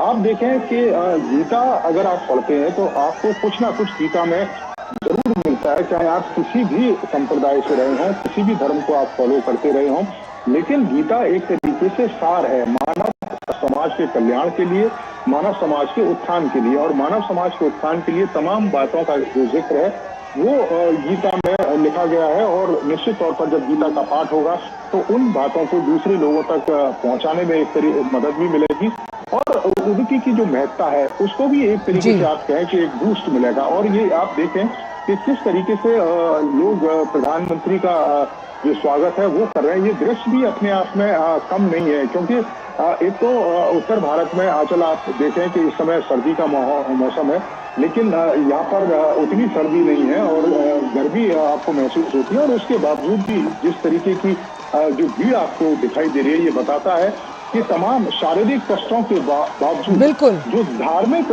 जो मान्यताएं वो किस तरीके से हावी हैं लोगों के ऊपर, किस तरीके से एक आस्था, किस तरीके से एक विश्वास अपने प्रधानमंत्री को लेकर है, प्रधानमंत्री की नीतियों को लेकर है। जो बिल्कुल भक्ति, ज्ञान, दर्शन जिसके लिए भारत को जाना जाता है पूरे विश्व में। और वो कहते भी हैं नीरज, मुझे बचपन का वो पाठ भी याद आ रहा है, जब कहते थे कि अगर आप किसी परेशानी में घिरे हैं, आप गीता के उपदेशों को पढ़िए, आपकी परेशानी और आपके कई ऐसे प्रश्नों का उत्तर गीता के हर एक श्लोक में है। और मुझे लगता है कि आज इस सामूहिक पाठ से जिस तरह का सकारात्मक संदेश पूरे विश्व में जाएगा, जहां शांति और ऊर्जा की ज़रूरत है, और जिस तरह से ये सकारात्मक जो सोच है उसका आधार है यहाँ पर मौजूद ये हुजूम जो प्रधानमंत्री को इतना प्यार करता है, और प्रधानमंत्री भी उनका हाथ हिलाकर अभिवादन जिस तरह से कर रहे हैं, तो ये टू वे कम्युनिकेशन में हमेशा जो प्रधानमंत्री का बिलीफ है वो यहाँ नजर आता हुआ। देखिए, बिल्कुल आप देखें कि निश्चित तौर पर पीपल टू पीपल जो कनेक्ट है उसकी जो बात है वो प्रधानमंत्री शुरू से ही करते रहे। और जिस गीता की आप बात कर रहे हैं, निश्चित तौर पर उसका जो ज्ञान है वो समाज के हर वर्ग, हर व्यक्ति के कल्याण के लिए है। और आप देखें कि प्रधानमंत्री जब तमाम योजनाओं का जिक्र करते हैं, योजनाओं की रूपरेखा खींचते हैं, तो समाज के हर व्यक्ति की जरूरत का, हर व्यक्ति की आवश्यकता का जो ध्यान है वो प्रधानमंत्री रखते हैं, और उसी के बाद एक जो रूपरेखा है वो बनाई जाती है। और तभी आप देखें कि उसका जो परिणाम है वो सकारात्मक रूप से आपको दिखाई देता है। अब आप देखें कि इस गर्मी के मौसम में प्रधानमंत्री का स्वागत करने के लिए, उनकी आरती उतारने के लिए, उनके ऊपर फूलों की जो वर्षा है वो करने के लिए, ये बताता है कि ये किस तरह की आस्था अपने प्रधानमंत्री को लेकर है, ये बताता है कि किस तरह का समर्पण अपने प्रधानमंत्री को लेकर है, और ये भी बताता है कि किस तरीके की आस अपने प्रधानमंत्री से यहाँ के जो लोग हैं वो लगाए हुए हैं, जो गरीब लोग हैं। और आप देखें कि तमाम योजनाओं में जब प्रधानमंत्री जिक्र करते हैं, आपने संविधान का जिक्र किया, जो सबके साथ सबके विश्वास की भी बात हमारा भारत का संविधान करता है, और सबका साथ सबका जो विश्वास है उसमें ये स्पष्ट कहता है कि हर संप्रदाय, हर समाज के व्यक्ति का अचल देखा है कि किस तरीके से पिछड़ा पड़ा हुआ था, एक तरीके से अलग थलग छोड़ रखा था। जो अंतिम गांव जिसको हम कहते थे, आज प्रधानमंत्री ने उसे प्रथम गांव घोषित किया। ये बताया है कि किस तरीके से हम डेवलपमेंट कर सकते हैं, किस तरीके से हम देश के अलग अलग हिस्सों में विकास को पहुंचा सकते हैं, किस तरीके से दूरस्थ और दुर्गम जो रास्ते हैं उनकी कठिनाइयों को किस तरीके से कम कर सकते हैं। तो ये एक बड़ी दृष्टि और एक स्पष्ट दृष्टि बताती है, और इसके पीछे सोच वही है कि आप विकास की डोर अंतिम छोर में बैठे व्यक्ति तक पहुंचाएं, तभी आप देश का भी और भला कर इसीलिए- सकते हैं, तभी आप दुनिया का भी भला कर बिल्कुल, सकते हैं। और आपने बहुत अहम बात कही नीरज कि ये विकास का ही विश्वास है जो यहाँ जनता की आंखों में उनके प्यार और भावना के स्वरूप नजर आ रहा है। जहाँ हम देख रहे हैं कि पुष्प वर्षा करती हुई ये जनता प्रधानमंत्री की इस मुस्कुराहट को देख रही है। और देखिए कि अगर प्रधानमंत्री मुस्कुरा रहे हैं तो तमाम जनता में जितने भी चेहरे हैं वो मुस्कुराते हुए आह्लादित आपको नजर आएंगे, हर्षोल्लासित नजर आएंगे। तो साफ तौर पर जब प्रधानमंत्री कहते हैं कि आपका काम विकास का एजेंडा, चाहे वो धार्मिक लिहाज से किसी नगरी को विकसित करने के लिहाज से हो, आध्यात्मिक लिहाज से, सामरिक लिहाज से, रणनीतिक लिहाज से, दार्शनिक लिहाज से, वो आपको जनता के इस प्यार में सब नजर आता है। यानी कि जनता का रिपोर्ट कार्ड है ये जिस वक्त हम देख रहे हैं। देखिए बिल्कुल, क्योंकि जब तक आपकी जो दृष्टि है इस तरीके की नहीं होगी कि आप सबको साथ लेकर चलें और जनता की हर जरूरतों का जो ध्यान है रखें, तब तक आप पूरी तरीके से सफल नहीं हो सकते, तब तक आप विकसित भारत की जो कल्पना है उसको भी नहीं कर सकते। आप देखें कि 2047 में विकसित भारत का जो लक्ष्य है प्रधानमंत्री ने रखा है, किस तरीके से उस लक्ष्य को प्राप्त करने के लिए तमाम सीढ़ियों का जिक्र प्रधानमंत्री करते हैं। और ये सिर्फ सरकार के द्वारा ही संभव नहीं है। जो लाखों की हजारों की संख्या में जो भीड़ उनका इंतजार कर रही थी, जो भीड़ उनका स्वागत कर रही थी, उसके साथ मिलकर ही इस लक्ष्य को प्राप्त किया जा सकता है। और ये जो भीड़ है वो कब साथ आ सकती है, कैसे साथ आ सकती है, वो तब साथ आ सकती है कि जब आप तमाम योजनाओं के द्वारा, तमाम आप अपने कार्यों के द्वारा इस जनता की भलाई के लिए काम करें, इस जनता को आगे ले जाने के लिए काम करें, तभी इस लक्ष्य को प्राप्त कर सकते हैं। और यही कारण है कि आप देखें कि ये जनता के अंदर ये विश्वास है अपने इस प्रधानमंत्री को लेकर कि प्रधानमंत्री जिन कार्यों को करते हैं, भले आपको कभी कठोर जो निर्णय है वो देखने को मिला। और हम कहते भी हैं कि अगर बीमारी को ठीक करना है तो कड़वी दवाई कई बार लेनी पड़ती है आंचल, तभी आप पूरी तरीके से स्वस्थ हो पाएंगे। तो जो विकास की जो रूपरेखा है, जो विकास का जो एक तरीके से स्वरूप है, वो 2047 में किस तरीके का हो, किस तरीके का भारत हो, उसकी रूपरेखा भी बनाई है प्रधानमंत्री ने। और कई बार उसका जिक्र भी किया है कि हम समाज के हर व्यक्ति को आगे किस तरीके से लेके जा सकते हैं। और ये आस, ये विश्वास अपने प्रधानमंत्री को इस भीड़ के द्वारा आपको दिखाई भी दे रहा है कि जो सुबह से ही उनका इंतजार कर रही थी। तो ये सिर्फ हम धार्मिक यात्रा के तौर पर ही ना देखें, बल्कि देखें कि उडुपी और कर्नाटक को किस तरीके से आगे ले जा सकते हैं और बेहतर तरीके से विकास के जो मापदंड है यहाँ स्थापित कर सकते हैं।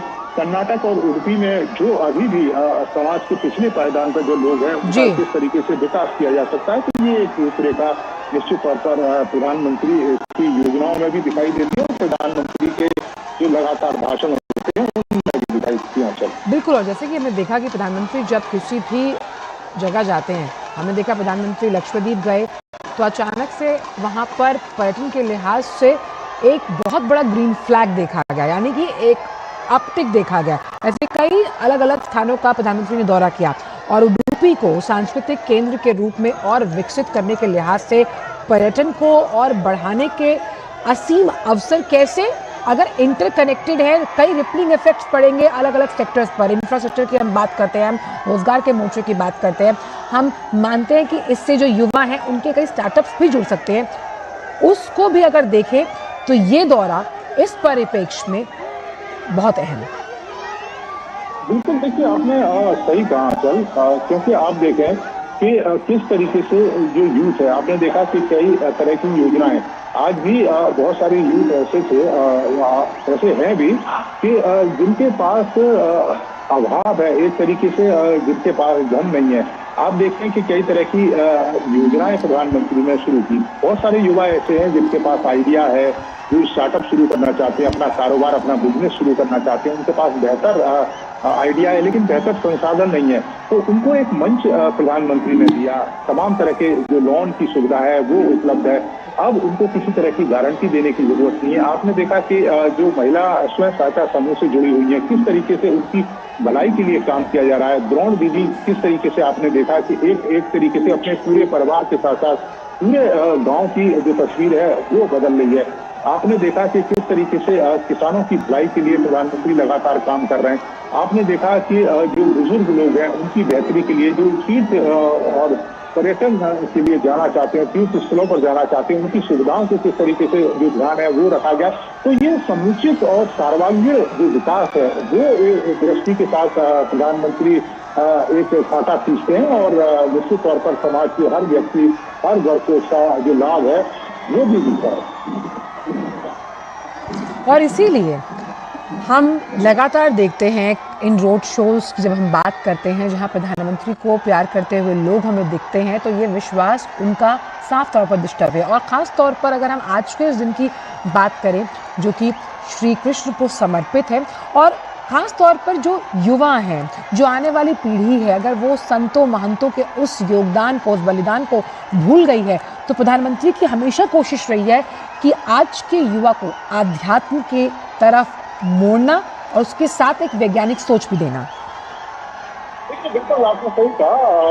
हमने देखा भी है कि जो विदेशी संस्कृति है इसी चकाचौंध में बड़ी जो आबादी है वो कहीं ना कहीं अपना नुकसान भी कर रही है। हमने देखा कि कई तरह के युवा कई तरह के गलत कार्यों में फंसकर अपने जो जीवन है उसको बर्बाद करते हैं, जबकि आप अपनी संस्कृति, अपने वेद साहित्यों को अगर आप पढ़ें, अपने तमाम जो धार्मिक स्थल हैं उनके रहस्यों को आप समझें, उनकी बातों को अगर जानें, तो आपको जीवन का जो सार है वो आपको यही मिल जाएगा। उसके लिए आपको कहीं भी जाने की जो जरूरत है वो नहीं पड़ेगी। और आप देखें कि इसी तरीके से जब अपने वेद ग्रंथों से, अपनी उन बातों से, जिनमें तमाम तरह के कल्याण की बातें की गई है, जिसमें तमाम तरह के मानव समुदाय को आगे ले जाने की बात की गई है, अगर उनको लेकर आगे बढ़ता है तो निश्चित तौर पर समाज का भी साथ होगा, समाज का भी भला होगा और इस यूथ का भी भला होगा। और यही कारण है कि जब प्रधानमंत्री किसी भी बात का जिक्र करते हैं विकसित भारत के तमाम लक्ष्यों को लेकर, तो इस यूथ का, जो भारत का जो भविष्य है, इसको लेकर भी एक कह सकते हैं कि एक दृष्टि देते हैं उनको कि उनको किस दिशा में आगे जाना चाहिए, किस तरीके के जो कार्य हैं वो करने चाहिए। और बड़ी संख्या में यूथ भी आकर यहाँ पर पहुंचे थे और जो बताता है कि किस तरीके से प्रधानमंत्री को लेकर विश्वास है, प्रधानमंत्री की योजनाओं को लेकर, प्रधानमंत्री की दृष्टि को लेकर, और यही यूथ आने वाले समय में विकसित भारत के लक्ष्य को प्राप्त करने में मील का पत्थर साबित होगा, जिसका उद्देश्य प्रधानमंत्री लगातार करते हैं। और इसीलिए धर्म के जरिए, आध्यात्म के मार्ग पर चलकर, भक्ति के पथ को अपनाकर भी कैसे किसी देश का, किसी राज्य का विकास हो सकता है, इसे भली भांति दृष्टव्य किया है प्रधानमंत्री ने। बौद्ध सर्किट को हम कैसे भूल सकते हैं, और कैसे तमाम कई ऐसे जो अमृत स्टेशंस हैं, वंदे भारत को हम जिस तरह से बात करते हैं, किस तरह से उन्हें आध्यात्मिक नगरियों से जोड़कर चलाया गया। और अगर उडुपी की बात करें और कृष्ण मठ आज प्रधानमंत्री अभी कुछ ही देर में दौरा करेंगे, ये भी उसी भाव का पर्याय है कि भक्ति के मार्ग पर और ज्ञान के मार्ग पर चलकर भी राज्य के सर्वांगीण विकास में आप अहम भूमिका निभा सकते हैं। देखिए, बिल्कुल आप देखें कि हमारे तमाम धर्म ग्रंथों में मानव समाज और मानव कल्याण की बात की गई है, चाहे वो किसी भी संप्रदाय का धर्म ग्रंथ हो या किसी भी संप्रदाय के जो धार्मिक ग्रंथ हैं, उनमें हमेशा मानव कल्याण की बात की गई है। और अगर ये इस मानव कल्याण से जोड़ेगा तो निश्चित तौर पर इसका जो फायदा है वो संपूर्ण देश से होगा, संपूर्ण समाज से होगा। और प्रधानमंत्री जब तमाम बातों का जिक्र करते हैं तो उसमें उनका लक्ष्य भी यही रहता है कि समाज के लिए कार्य किया जाए, समाज को किस तरीके से आगे बढ़ाया जाए, सामाजिक कुरीतियों को किस तरीके से दूर किया जाए, सामाजिक कुरीतियों के स्थान पर किस तरीके से हम अपने धार्मिक ग्रंथों की जो बेहतर बातें हैं उनका इस्तेमाल कर सकते हैं, उनसे हम उदाहरण ले सकते हैं, किस तरीके से हम कार्य कर सकते हैं। तो आप देखें कि प्रधानमंत्री की धार्मिक यात्राएं होती हैं, किस तरीके से हमने उन दृश्यों को भी देखा था कि केदारनाथ में प्रधानमंत्री ने मेडिटेशन किया था और किस तरीके से गुफा में बैठा था। ये मेडिटेशन बताता है कि जो असीमित ऊर्जा है व्यक्ति के अंदर से किस तरीके से अपने आप को सुरक्षित रहकर समाज की भलाई के लिए कार्य कर सकता है। हमने उन दृश्यों को भी देखा है कि जब प्रधानमंत्री काशी विश्वनाथ में जाते हैं, प्रधानमंत्री हमने देखा है कि दक्षिण भारत के तमाम जो मंदिर है, रामेश्वरम है, वहां जाकर उन्होंने किस तरीके से पूजा करी है। हमने देखा है अयोध्या में किस तरीके से प्रधानमंत्री ने प्राण प्रतिष्ठा से लेकर जो ध्वज समारोह है, जो ध्वज वहां पर स्थापित किया, तो वो तमाम जो कार्य प्रधानमंत्री इस दृष्टि को ही ध्यान में रखकर करते हैं कि समाज के हर व्यक्ति का भला किया जा सके। हमारे धार्मिक ग्रंथों में जो बेहतर बातें हैं, समाज की भलाई के लिए जिन बातों का जिक्र किया जाए, उसका जो फायदा है वो समाज के हर व्यक्ति को मिले। और यही कारण है कि वो यूथ को इससे जोड़ने के लिए लगातार बात भी करते हैं, लगातार उनको प्रेरणा भी देते हैं, और उसका फायदा भी आंचल दिखाई देता है कि जब प्रधानमंत्री जाते हैं तो बड़ी संख्या में यूथ है वो भी विजिट करता है उन स्थानों का। और जब उन स्थानों पर विजिट करता है तो यूथ को एक दृष्टि भी मिलती है, एक तरीके से उसको ज्ञान भी मिलता है कि हमारे जो धर्म ग्रंथ हैं, जो हमारे धार्मिक स्थल हैं, वो किस तरीके से कार्य कर रहे हैं। और आप देखें कि मुझे नहीं लगता है कि किसी भी धर्म ग्रंथों में या धार्मिक स्थलों में इस तरह की पद्धति आपको दिखाई देगी।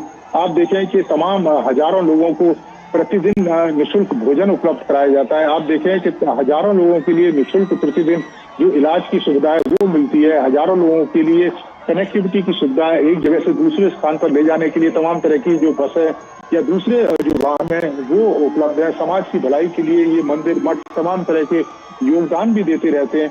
तो ये बताता है कि ये हमारे जो सांस्कृतिक और धार्मिक केंद्र है वो किस तरीके से समाज की भलाई के लिए काम कर रहे हैं, किस तरीके से समाज के हर वर्ग को आगे ले जाने के लिए, हर वर्ग की सहायता के लिए काम कर रहे हैं। तो ये एक तरीके से यूथ को भी प्रेरणा देता है। और इसी प्रेरणा के जरिए जब हम सामूहिक गीता पाठ को आज सुनेंगे, ये प्रेरणा कैसे एक सकारात्मक ऊर्जा का संचार करती है उडुपी की जनता के साथ साथ पूरे विश्व में, वहाँ के युवाओं में, ये तो हम देखेंगे ही। लेकिन आध्यात्म के लिहाज से जिन तमाम हमने अभी प्राचीन तथ्यों का जिक्र किया, अगर कोई आने वाली पीढ़ी का जो युवा है वो नहीं भी जानता होगा, तो मुझे लगता है नीरज कि इस आध्यात्मिक ज्ञान से या फिर इस आध्यात्मिक पॉजिटिविटी से उसका जीवन भी कहीं ना कहीं एक अच्छे व्यक्तित्व के लिहाज से बदलता हुआ। देखिए, बिल्कुल, जब लक्ष्य कंठ गीता पारायण कार्यक्रम जो संपन्न यहाँ पर होगा और उसमें 1 लाख से करीब आप देखें कि प्रतिभागी, उसमें छात्र विद्वान शामिल होंगे, जो श्री भगवत गीता है उसका सामूहिक जो पाठ है वो किया जाएगा। तो एक मैसेज पूरी दुनिया को जाएगा, एक मैसेज देश के अलग अलग जो लोग हैं उनको जाएगा कि किस तरीके से 1 लाख लोगों ने सामूहिक पाठ किया। और 1 लाख लोग जब सामूहिक पाठ करेंगे तो उसके जो वाइब्रेशन है, उसकी जो एनर्जी है, वो आप समझ सकते हैं कि किस तरह की रही होगी या किस तरह की रहेगी उस समय जब प्रधानमंत्री खुद विविक्तसेवी लघ्वाशी यतवाकायमानसः ध्यानयोगपरो नित्यं वैराग्यं समुपाश्रितः अहंकारं बलं दर्पं कामं क्रोधं परिग्रहं विमुच्य निर्ममः शान्तो ब्रह्मभूयाय कल्पते ब्रह्मभूत प्रसन्नात्मा न शोचति न काङ्क्षति समः सर्वेषु भूतेषु मद्भक्तिं लभते परां भक्त्या मामभिजानाति यावानश्चास्मि तत्त्वतः ततो मां तत्त्वतो ज्ञात्वा विशते तदनन्तरं सर्वकर्माण्यपि सदा कुर्वाणो मद्व्यपाश्रयः मत्प्रसादादवाप्नोति शाश्वतं पदमव्ययं चेतसा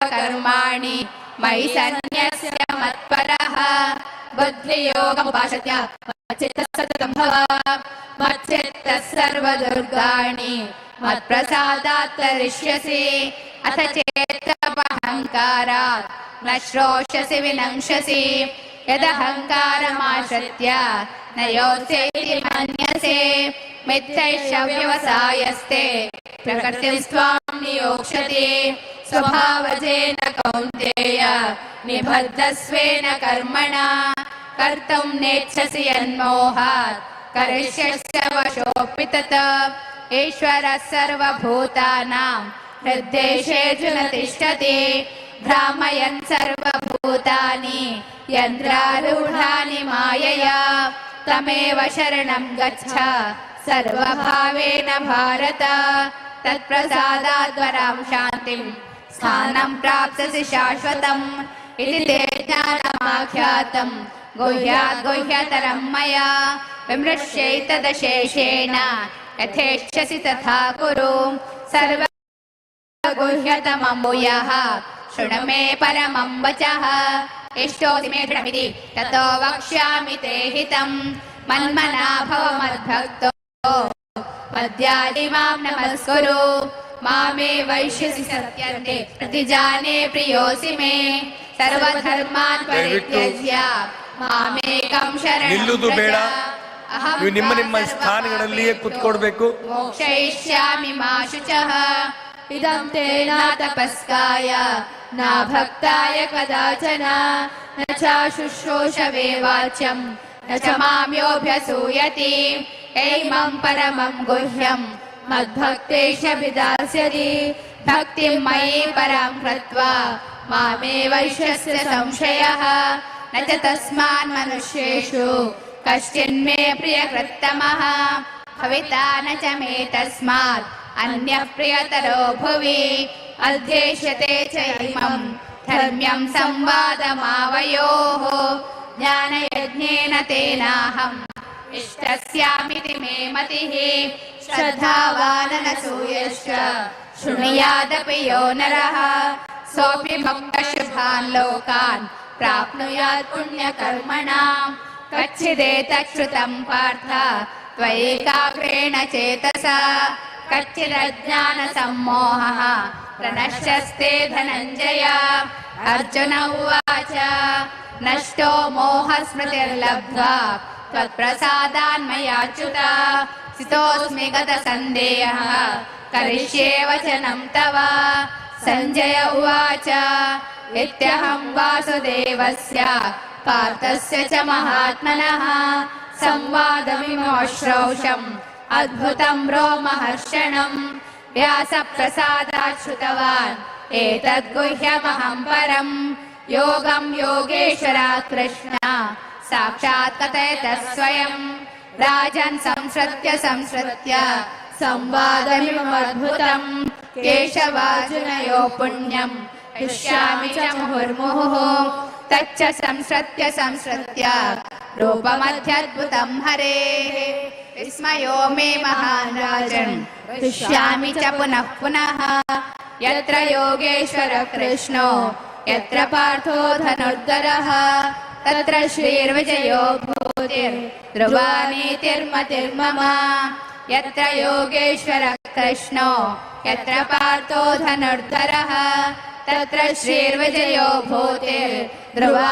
नीतिर्मतिर्मम यत्र योगेश्वर कृष्णो यत्र पार्थो धनुर्धरः तत्र श्रीर्विजयो भूतिर्ध्रुवा नीतिर्मतिर्मम ॐ तत्सदिति श्रीमद्भगवद्गीतासु उपनिषत्सु ब्रह्मविद्यायां योगशास्त्रे श्रीकृष्णार्जुन संवादे मोक्षसंन्यासयोगो नाम अष्टादशोऽध्यायः। ॐ श्रीकृष्णार्पणमस्तु। ಇಲ್ಲಿಯವರೆಗೆ 18 ಅಧ್ಯಾಯಗಳ ಭಗವದ್ಗೀತೆಯ ಸಾಮೂಹಿಕ ಪಾರಾಯಣ ಸಮಾಪ್ತಗೊಂಡಿದೆ. ತುಂಬ ಆಶ್ಚರ್ಯ ಅಂದರೆ ದೇವರ ಪ್ರೇರಣೆ. ಸಮಗ್ರ ಭಗವದ್ಗೀತೆಯಲ್ಲಿ ಬಹಳ ಮುಖ್ಯವಾದದ್ದು ಅಧ್ಯಾಯ ಅಂದರೆ ಪುರುಷೋತ್ತಮ ಯೋಗ ಅಂತ. ಉತ್ತಮ ಪುರುಷಸ್ತ್ವನ್ಯಃ ಪರಮಾತ್ಮೇತ್ಯುದಾಹೃತಃ ಅಂತ ಭಗವಂತ ಹೇಳಿ ಇಡೀ ಜೀವರಾಶಿಯಲ್ಲಿ ಜಗತ್ತಿನಲ್ಲಿ ನಾನೇ ಪುರುಷೋತ್ತಮ ಅಂತ ಭಗವಂತ ಸಾರಿದ್ದಾನೆ. ಅಂತಹ ಪ್ರಧಾನವಾದ ಪುರುಷೋತ್ತಮ ಯೋಗದ ಪಠನೆಯ ಸಂದರ್ಭದಲ್ಲೇ ನಮ್ಮ ಪ್ರಧಾನಮಂತ್ರಿಗಳು ಕೃಷ್ಣ ಮಠಕ್ಕೆ ಬಂದಿದ್ದಾರೆ.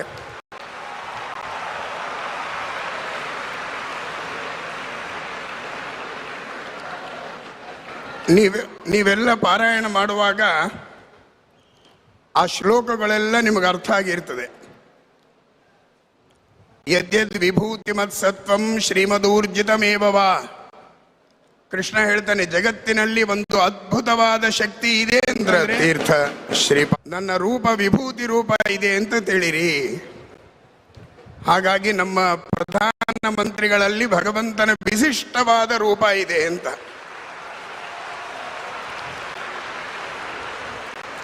ಈ ದೇಶಕ್ಕೆ ಒಂದು ಭದ್ರ ಬುನಾದಿಯನ್ನು ಹಾಕುವುದಕ್ಕೋಸ್ಕರವಾಗಿ ಭಗವಂತ ಕಳಿಸಿದ ಒಂದು ವ್ಯಕ್ತಿ, ಒಂದು ಶಕ್ತಿ ಅಂದರೆ ಅದು ನಮ್ಮ ನರೇಂದ್ರ ಮೋದಿಜಿ ಅವರು.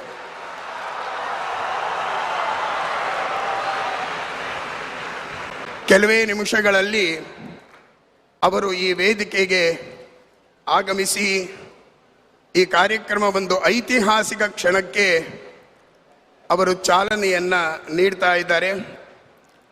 ಈಗಾಗಲೇ ವೇದಿಕೆಯಲ್ಲಿ ಪೂಜ್ಯರಾದ ಧರ್ಮಸ್ಥಳದ ಧರ್ಮಾಧಿಕಾರಿಗಳಾದ ಮತ್ತು ನಮ್ಮ ಪರ್ಯಾಯ ಸಮಿತಿಯ ಮುಖ್ಯಸ್ಥರಾದ ಡಾಕ್ಟರ್ ವೀರೇಂದ್ರ ಹೆಗಡೆ ಅವರು ಆಗಮಿಸಿದ್ದಾರೆ. ತಮ್ಮೆಲ್ಲರ ಪರವಾಗಿ ನರೋತ್ತಮಂ ದೇವೀಂ ಸರಸ್ವತೀಂ ವ್ಯಾಸಂ ತತೋ ಜಯಮುದೀರಯೇ. ಯಸ್ಮಾತ್ ಬ್ರಹ್ಮೇಂದ್ರ ರುದ್ರಾದಿದೇವತಾನಾಂ ಶ್ರೇಯೋಪಿ ಚ ಜ್ಞಾನಸ್ಫೂರ್ತಿಃ ಸದಾ ತಸ್ಮೈ ಹರಯೇ ಗುರವೇ ನಮಃ.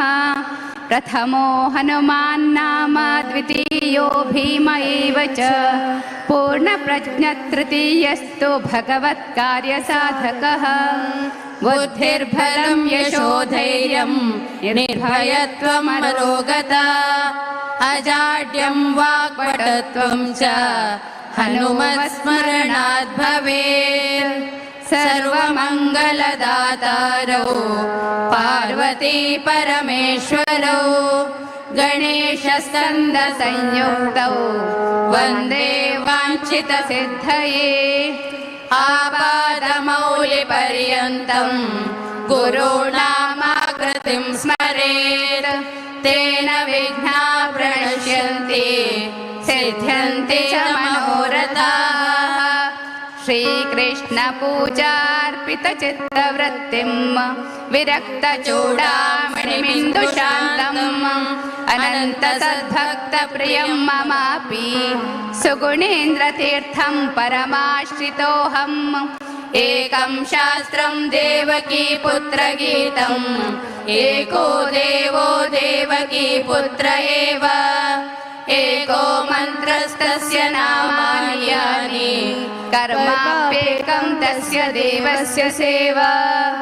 ಯದಕ್ಷರಪದಭ್ರಷ್ಟಂ ಮಾತ್ರಾಹೀನಂ ತು ಯದ್ಭವೇತ್ ತತ್ಸರ್ವಂ ಕ್ಷಮ್ಯತಾಂ ದೇವ ನಾರಾಯಣ ನಮೋಸ್ತುತೆ. ಅನನ್ಯಾಸ್ ಚಿಂತಯಂತೋ ಮಾಂ ಯೇ ಜನಾಃ ಪರ್ಯುಪಾಸತೆ ತೇಷಾಂ ನಿತ್ಯಾಭಿಯುಕ್ತಾನಾಂ ಯೋಗಕ್ಷೇಮಂ ವಹ.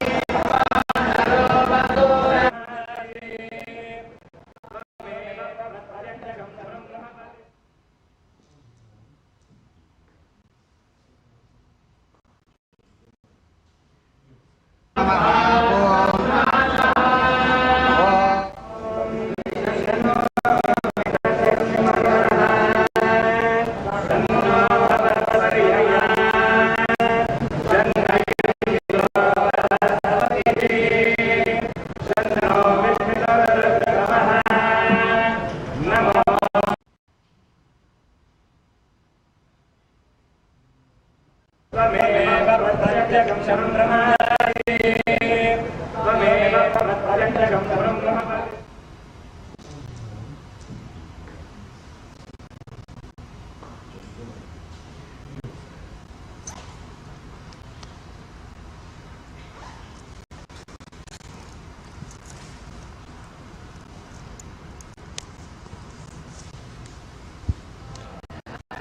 प्रधानमंत्री इस वक्त उडुपी स्थित श्री कृष्ण मठ में पूजा अर्चना कर रहे हैं और इसकी स्थापना अगर बात की जाए इस मठ को यत्र योगेश्वर कृष्ण यत्र पार्थो धनुर्धरः तत्र श्रीर्विजयो भूति ध्रुवा नीतिर्मतिर्मम।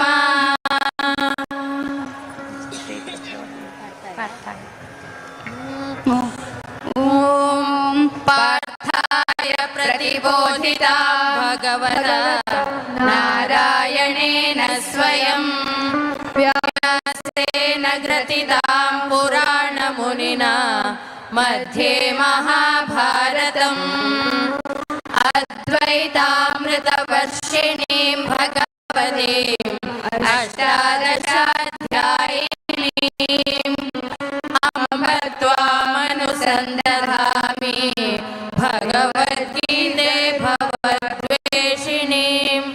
नमोऽस्तु ते व्यासविशालबुद्धे पुल्लारविन्दायतपत्रनेत्र येन त्वया भारततैलपूर्णः प्रज्वालितो ज्ञानमयप्रदीपः प्रपन्नपारिजाताय स्तोत्रवेत्रैकपाणये ज्ञानमुद्राय कृष्णाय गीतामृतदुहे नमः। सर्वोपनिषदो गावो दोग्धा गोपालनन्दनः पार्थो वत्ससुधीर्भोक्ता दुग्धं गीतामृतं महत्। वसुदेवसुतं देवं कंसचाणूरमर्दनं देवकी परमानन्दं कृष्णं वन्दे जगद्गुरुं। भीष्मद्रोणभटा जयद्रथजला गान्धारनीलोत्पला शल्यग्राहवती कृपेण वहनी कर्णेन वेलाकुला अश्वत्थामविकर्णघोरमकरा दुर्योधनावर्तिनी सोतेना खलु पाण्डवैरणनदे कैवर्तकः केशवः पाराशर्यवचः सरोजममलं गीतार्थगन्धोत्कटम् नानाख्यानककेसरं हरिकथा सम्बोधना बोधितं लोके सज्जन षट्पदैरहरः पेपीयमानं मुदा भूयात् भारत पंकजं कलिमला।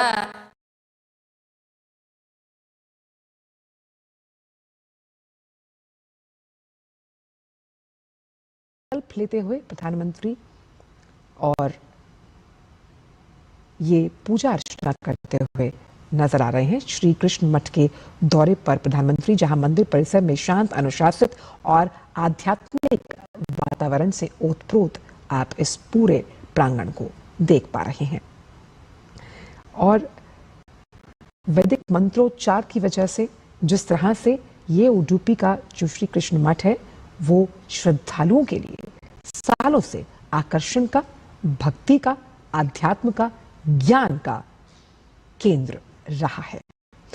तो उडुपी स्थित श्री कृष्ण मठ के दौरे पर प्रधानमंत्री आध्यात्मिक और सांस्कृतिक उत्कृष्टता के लिहाज से आज अहम दिन, जब हम एक भारत श्रेष्ठ भारत की तस्वीर यहां पर सटीक होते हुए देखते हैं। प्रधानमंत्री यहां पर पूजा अर्चना के तमाम क्रियाकलापों में हिस्सा लेते हुए नजर आ रहे हैं।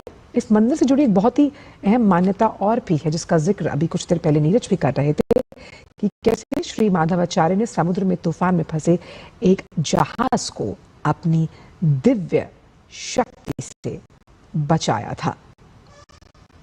और आध्यात्मिक शक्ति कैसे आपके दार्शनिक व्यक्तित्व को निखारती है, उकेरती है। प्रधानमंत्री यहाँ पर पूजा अर्चना में भाग लेते हुए नजर आ रहे हैं और उडुपी को भगवान कृष्ण के भक्तों के लिए बेहद पवित्र स्थान माना जाता है।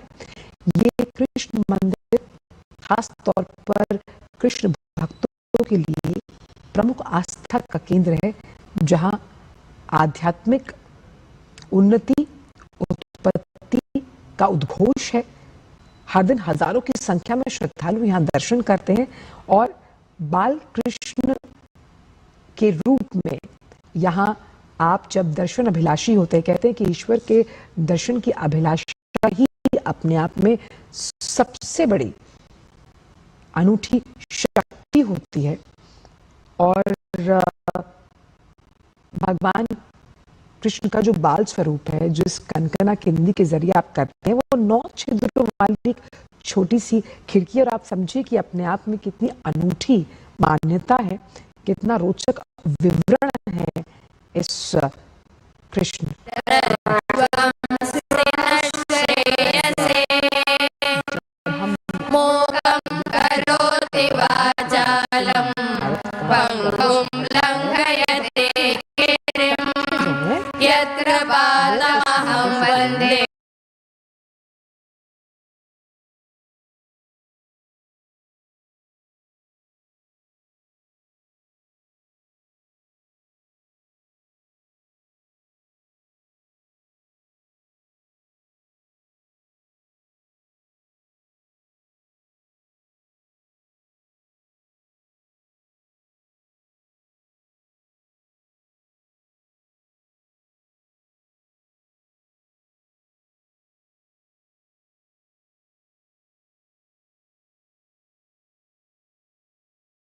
ದೊಂದಿಗೆ ಕಾರ್ಯಕ್ರಮ ಪ್ರಾರಂಭವಾಗ್ತಾ ಇದೆ. ಮುತ್ತಿಗೆ ವಿದ್ವಾಂಸರಿಂದ ವೇದಘೋಷ.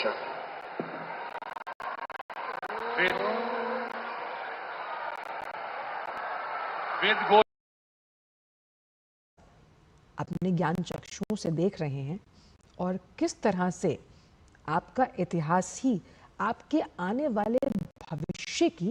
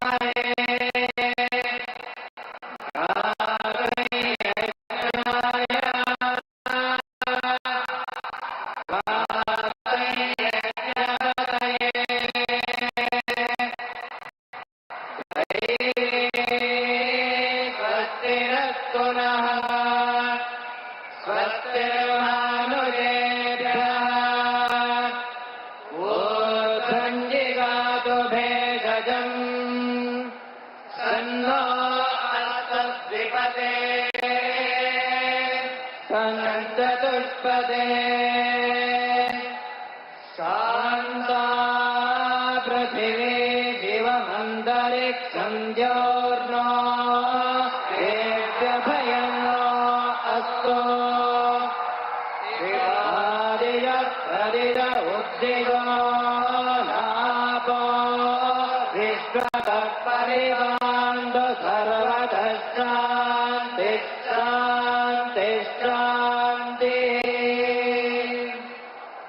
ಪೂಜ್ಯ ಶ್ರೀಪಾದಂಗಳವರು ಸನ್ಮಾನ್ಯ ಪ್ರಧಾನಮಂತ್ರಿಗಳಿಗೆ ನಮ್ಮೆಲ್ಲರ ಪರವಾಗಿ ಆತ್ಮೀಯವಾದ ಸ್ವಾಗತವನ್ನ ಪುಷ್ಪದ ಮೂಲಕವಾಗಿ ನೀಡ್ತಾ ಇದ್ದಾರೆ.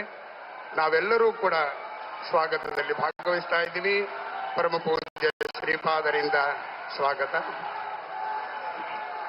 जगतगुरु श्री श्री सुगुणेन्द्र तीर्थ स्वामी जी, जगत नायक माननीय ದೇವರು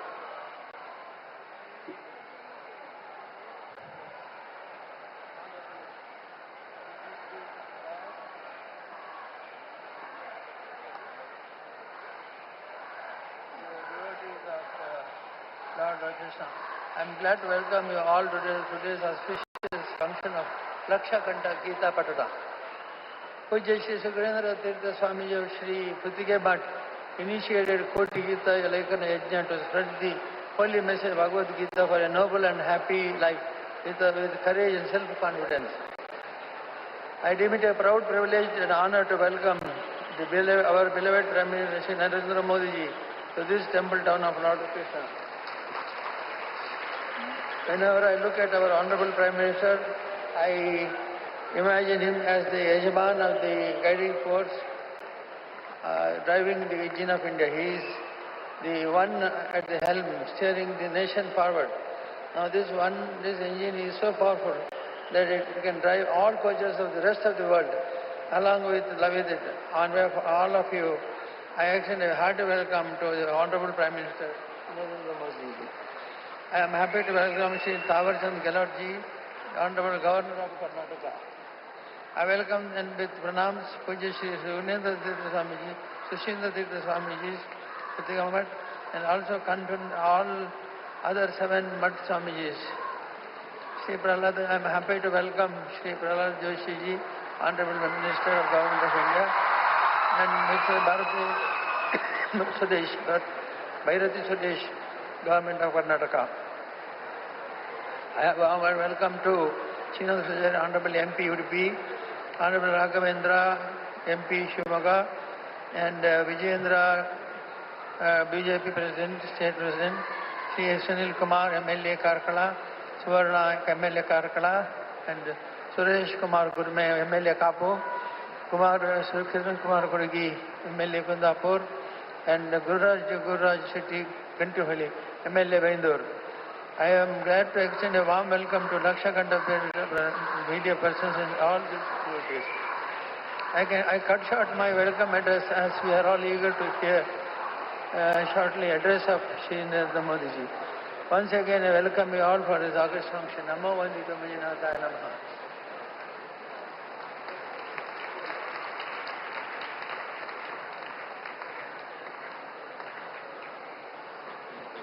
ಪರ್ಯಾಯ ಪೀಠಾಧಿಪತಿಗಳಾದ ಪರಮ ಪೂಜ್ಯ ಶ್ರೀ ಶ್ರೀ ಸುಗುಣೇಂದ್ರ ತೀರ್ಥ ಶ್ರೀಪಾದಂಗಳವರಿಂದ ಈ ಐತಿಹಾಸಿಕ ಕಾರ್ಯಕ್ರಮದಲ್ಲಿ ಪ್ರಾಸ್ತಾವಿಕ ಅನುಗ್ರಹ ಸಂದೇಶವನ್ನು ನೀಡಿ ಆಶೀರ್ವದಿಸಬೇಕಾಗಿ ಪ್ರಾರ್ಥಿಸ್ತಾ ಇದ್ದೀನಿ.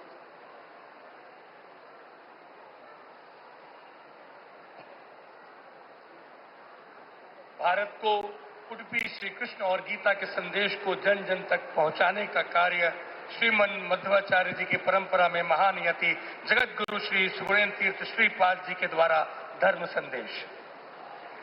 कृष्णाय वासुदेवाय हरये परमात्मने प्रणतक्लेशनाशाय गोविंदाय नमो नमः।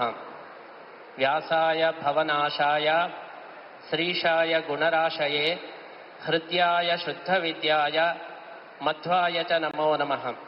प्रथमो हनुमन्नाम द्वितीयो भीम एव च पूर्णप्रज्ञः तृतीयस्तु भगवत्कार्यसाधकः। बुद्धिर्बलं यशोधैर्यं निर्भयत्वम् अरोगता अजाड्यं वाक्पटुत्वं च हनुमस्मरणात् भवेत्। आपादमौलिपर्यन्तं गुरूणाम् आकृतिं स्मरेत् तेन विघ्नाः प्रणश्यन्ति सिद्ध्यन्ति च मनोरथाः। श्रीगुरुभ्यो नमः। संस्कृतभाषायां 5 निमेषपर्यन्तं वदामः। संस्कृतभाषा भगवद्गीता भाषा। श्रीकृष्णः गीतोपदेशं संस्कृतभाषायां कृतवान्। अतः गीताभाषायां संस्कृतभाषायां 5 निमेषपर्यन्तं वयं वाक्यं वदामः। अस्मिन् दिवसे अस्माकं सर्वेषां कृष्णभक्तानां महान् सन्तोषः सञ्जातः। अस्माकं प्रधानमन्त्री श्री नरेन्द्र मोदी महोदयः लक्षकण्ठगीता पठन संदर्भे आगताः। नरेन्द्र मोदी महोदयः अर्जुन इव, अर्जुनः इन्द्रावतारः। श्रीमध्वाचार्याः वदन्ति अर्जुने नरावेशः वर्तते। अतः नरेन्द्र शब्दस्य अर्थः साक्षात् अर्जुनः। यत्र गीता प्रचलति तत्र अर्जुनः आगतः। अतः अर्जुन आगमनेन अस्माकं लक्षकण्ठगीता समर्पणं सम्पूर्णम् इति वयं भावयामः। नरेन्द्र मोदी महोदयः 14 वर्षानन्तरम् अत्र आगताः। तन्मध्ये राममन्दिरनिर्माणं कृत्वा आगताः। यथा श्रीरामः 14 वर्षानन्तरम् अयोध्यां प्रति आगतवान्, तद्वत् 14 वर्षानन्तरम् अस्माकं नरेन्द्र महोदयः अत्र श्रीरामराज्यस्थापनार्थम् आगताः। गत पुत्तिकामठ पर्याय समये 14 वर्षात् पूर्वं नरेन्द्र मोदी महोदयाः आगताः। तदनन्तरं द्वितीयवारं पुनः पुत्तिकामठ पर्याय समये एव आगताः। कारणं पुत्तिकेमठ पर्यायः इन्द्रपर्यायः। अष्टमठेषु इन्द्रनाम केवलं पुत्तिकेमठस्य। अतः अहं सुगुणेन्द्रः, सुश्रीन्द्रः, उपेन्द्रः इति इन्द्रपरम्परा पर्यायः। तदर्थं नरेन्द्र मोदी महोदयाः आगताः पुत्तिकेमठीय पर्याय इति कारणेन। अतः नरेन्द्र मोदी महोदयस्य विशेष अनुग्रहार्थं कृष्णस्य समीपे प्रार्थनां कुर्मः। राममन्दिर निर्माण समर्पणं श्रीकृष्ण समीपे कृतवन्तः। सर्वं कृष्णमयं, सर्वं कृष्णार्पणम्। कलियुगे कृष्णार्पणम् अत्यन्तम् आवश्यकम्। अतः ध्वजस्थापनानन्तरं राममन्दिरनिर्माणं सम्पूर्णम् आसीत्। तदनन्तरं कृष्णार्पणार्थम् अत्र सुवर्णतीर्थमण्डप उद्घाटनार्थं च आगताः। स्वपर्याय इति पुत्तिकेमठ पर्याय समये एव आगताः। तेषां बहु अभिनन्दनं कुर्मः। श्री नरेन्द्र मोदी महोदयाः भगवद्गीतायाः व्याख्यानं, भगवद्गीता सन्देशः यः वर्तते तस्य पूर्ण अनुष्ठानं नरेन्द्र मोदी महोदयेन कृतं वर्तते। श्रीकृष्णः उद्धरेदात्मनात्मानं नात्मानम् अवसादयेत् इति सन्देशं दत्तवान्।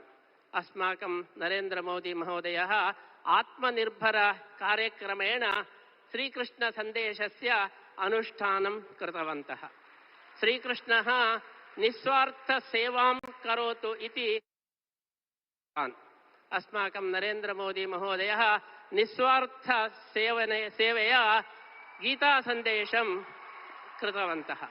अतः नरेन्द्र मोदी महोदयः भगवद्गीतायाः जीवत्व्याख्यानम् इति वयं भावयामः। अतः एतादृश कोटिगीतालेखनयज्ञे लक्षकण्ठगीता समर्पणसमये अर्जुनस्य आगम इव नरेन्द्र मोदी महोदयस्य आगमः आसीत् इति महान् सन्तोषः। श्रीकृष्णः गीतायां धर्मस्य रक्षणम् आवश्यकं, धर्म संस्थापनार्थाय संभवामि युगे युगे, परित्राणाय साधूनां विनाशाय च दुष्कृतां।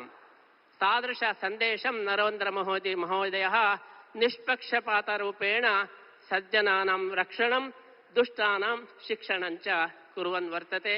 अतः श्रीकृष्णस्य अनुग्रहः विशेषरूपेण भवतु। धर्मद्वारा जगद्रक्षणं विश्वनायकस्य भवतु इति वयम् आशास्महे। अस्माकं पर्यायः विश्वगीतापर्यायः। विश्वगीतापर्याये विश्वनायकः आगतः इति सार्थकम् इति अस्माकम् आशयः वर्तते। तादृश नरेन्द्रमोदी महोदयद्वारा धर्मरक्षणं भवतु इति अस्माभिः प्रार्थना क्रियते। शास्त्रे धर्मो रक्षति रक्षितः इति घोषणं कृतम्। अस्माभिः मोदी रक्षति रक्षितः। यदि मोदी रक्षितः धर्मः देशः रक्षितः। मोदी हस्ते समग्र विश्वं सुरक्षितं वर्तते इति अस्माकं भावना। तादृश अनुग्रहः श्रीकृष्णस्य अनुग्रहः भवतु इति प्रार्थनां कृत्वा नरेन्द्रमोदी महोदयस्य अस्मिन् दिवसे श्रीकृष्ण अनुग्रह रूपेण एकं प्रशस्तिं वयं ददामः। भारत भाग्यविधाता। भारत भाग्यविधाता। अस्माकं नरेन्द्रमहोदयः भारत भाग्यविधाता इति बिरुदु समर्पणेन विशेष श्रीकृष्णानुग्रहं वयं प्रार्थयामः। अस्मिन् सन्दर्भे उडुपी क्षेत्रस्यापि अभिवृद्धिः भवतु। यथा वाराणसी कारिडार् आसीत् एवं उडुपी कारिडार् अपि भवतु। श्रीकृष्णस्य क्षेत्रस्य अभिवृद्धिः भवतु इति वयम् आशास्महे। एवं गोपालकृष्णस्य सेवार्थं गोवंशरक्षणमपि नरेन्द्रमोदी द्वारा भवतु इति वयम् आशास्य पुनरपि भारत भाग्य विधात्रोः श्रीकृष्णानुग्रहं सम्प्रार्थ्य वयं विरमामः।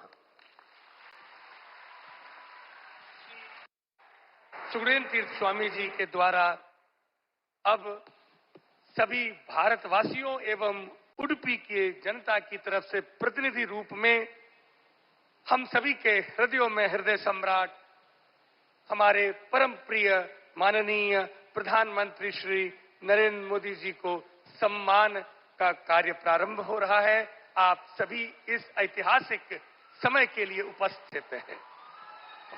ಸನ್ಮಾನ್ಯ ನರೇಂದ್ರ ಮೋದಿಜಿಯವರಿಗೆ ಪರಮ ಪೂಜ್ಯ ಶ್ರೀಪಾದಂಗಳವರು ಶ್ರೀಕೃಷ್ಣ ಮುಖ್ಯಪ್ರಾಣ ದೇವರ ಅನುಗ್ರಹ ರೂಪವಾದ ವಿಶಿಷ್ಟವಾದ ಬಿರುದು ಭಾರತ ಭಾಗ್ಯ ವಿಧಾತ ಎಂಬುವ ಬಿರುದಿನೊಂದಿಗೆ ಸನ್ಮಾನವನ್ನ ಮಾಡ್ತಾ ಇದ್ದಾರೆ.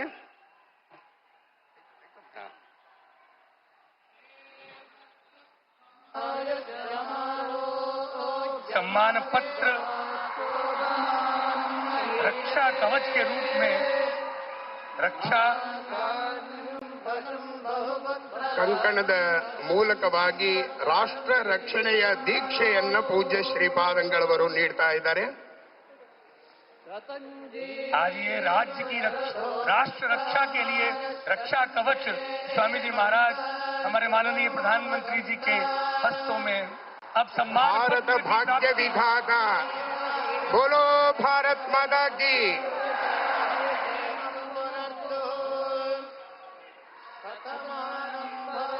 भगवान कृष्ण का चित्रपट ಮುತ್ತಿನ ಕವಚದ ಕೃಷ್ಣನ ಸುಂದರವಾದ ಮೂರ್ತಿಯನ್ನ ನೀಡ್ತಾ ಇದ್ದಾರೆ. ಕೃಷ್ಣನ ಕೈಯಲ್ಲಿ ಕಂಗೊಳಿಸುವ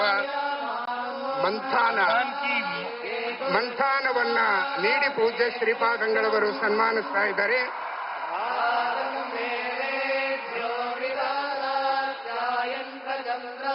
गौरव की प्रतिष्ठा का प्रतीक भारत की यह पगड़ी सिर पर ಶಿರೋಮಾನ್ಯ ಸಮ್ಮಾನ ವಿಶಿಷ್ಟವಾದ ಅಲಂಕೃತವಾದ ಕೃಷ್ಣನ ನವಿಲು ಇರುವಂತಹ ಕಿರೀಟವನ್ನ ಪೇಟವನ್ನ ಇಟ್ಟು ಪೂಜ್ಯ ಶ್ರೀಪಾದಂಗಳವರು ಸನ್ಮಾನಿಸ್ತಾ ಇದ್ದಾರೆ.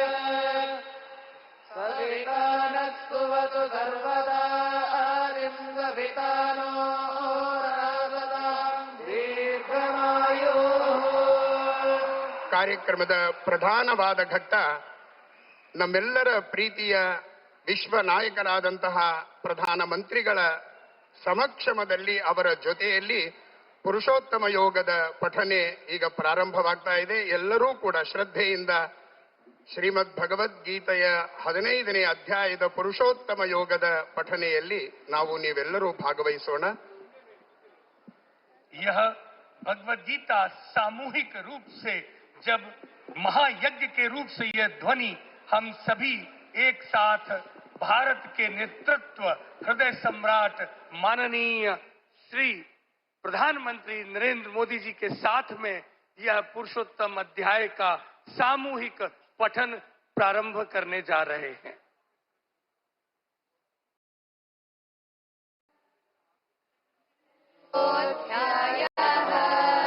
पुरुषोत्तम प्राप्ति योगः. श्री भगवानुवाच ऊर्ध्वमूलमधः शाखम् अश्वत्थम् प्राहुरव्ययम् छन्दांसि यस्य पर्णानि यस्तं वेद स वेदवित्. अधश्चोर्ध्वम् प्रसृतास्तस्य शाखाः गुणप्रवृद्धा विषयप्रवालाः. अधश्च मूलान्यनुसन्ततानि कर्मानुबन्धीनि मनुष्यलोके. न रूपमस्येह तथोपलभ्यते नान्तो न चाविर्न च सम्प्रतिष्ठा. अश्वत्थमेनं सुविरूढमूलम् असङ्गशस्त्रेण दृढेन चित्वा ततः पदं तत्परिमार्गितव्यम् यस्मिन् गता न निवर्तन्ति भूयः. तमेव चाद्यं पुरुषं प्रपद्ये यतः प्रवृत्तिः प्रकृता पुराणे. निर्माणमोहादिगतङ्गदोषाः अध्यात्मनित्या विनिवृत्तकामाः. द्वन्द्वैः विमुक्ताः सुखदुःखसंज्ञैः गच्छन्तः मूढाः पदमव्ययम् तत्. न तद्भासयते सूर्यो न चान्द्रो न भावतः. यद्गत्वा न निवर्तन्ते तद्धाम परमं मम. ममैवांशो जीवलोके जीवभूतः सनातनः. मनश्चेष्टानीन्द्रियाणि प्रकृतिस्थानि करुषते. शरीरं यदवाप्नोति यच्चाप्युत्क्रामतीश्वरः. गृहीत्वैतानि संयाति वायुर्गन्धानि वाशयात्. श्रोत्रं चक्षुस्पर्शनं च रसनं घ्राणमेव च. अधिष्ठाय मनश्चायं विषयानुपसेवते. उत्क्रामन्तं स्थितं वापि भुञ्जानं वा गुणान्वितम्. विमूढानानुपश्यन्ति पश्यन्ति ज्ञानचक्षुषः. यतन्तो योगिनश्चैनम् पश्यन्त्यात्मन्यवस्थितम्. यतन्तो प्रकृतात्मानो नैनं पश्यन्ति चेतसा. यदादित्यगतं तेजो जगद्भासयतेऽखिलम्. यच्चन्द्रमसि यच्चाग्नौ तत्तेजो विद्धि मामकम्. गामाविश्य च भूतानि धारयाम्यहमोजसा. उष्णामि चौषधीः सर्वाः सोमो भूत्वा रसात्मकः. अहं वैश्वानरो भूत्वा प्राणिनां देहमाश्रितः. प्राणापानसमायुक्तः पचाम्यन्नं चतुर्विधम्. सर्वस्य चाहं हृदि सन्निविष्टो मत्तस्मृतिर्ज्ञानमपोहनं च. वेदैश्च सर्वैः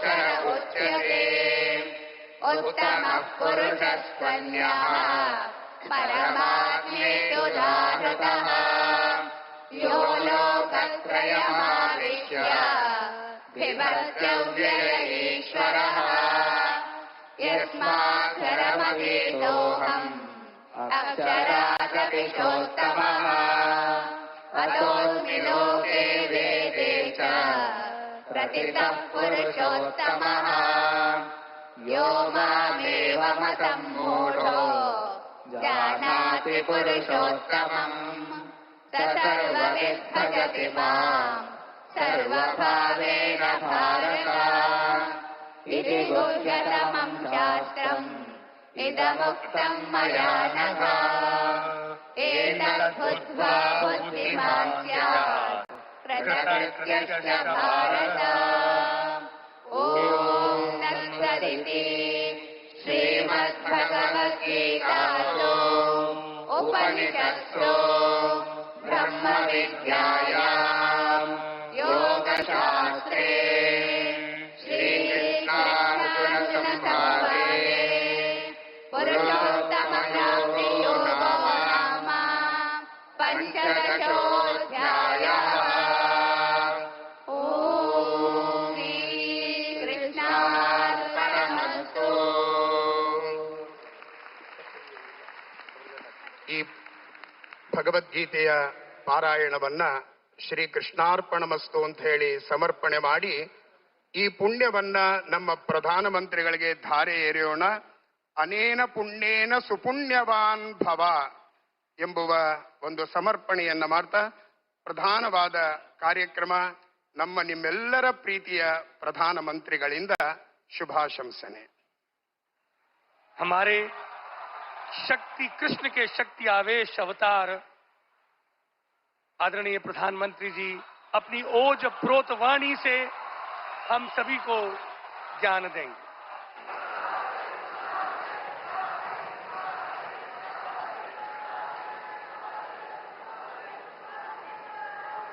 ಎಲ್ಲರಿಗೂ ನಮಸ್ಕಾರ.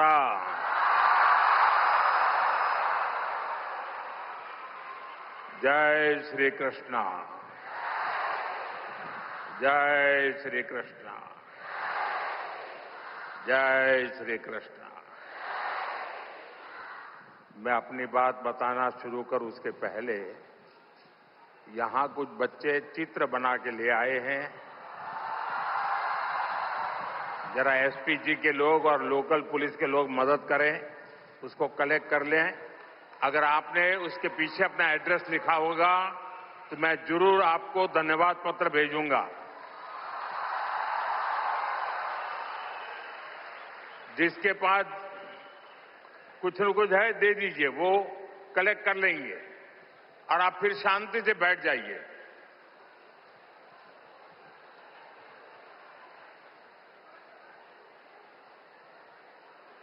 ये बच्चे इतनी मेहनत करते हैं और कभी कभी मैं उनके साथ कभी अन्याय कर देता हूं तो दुख होता है मुझे.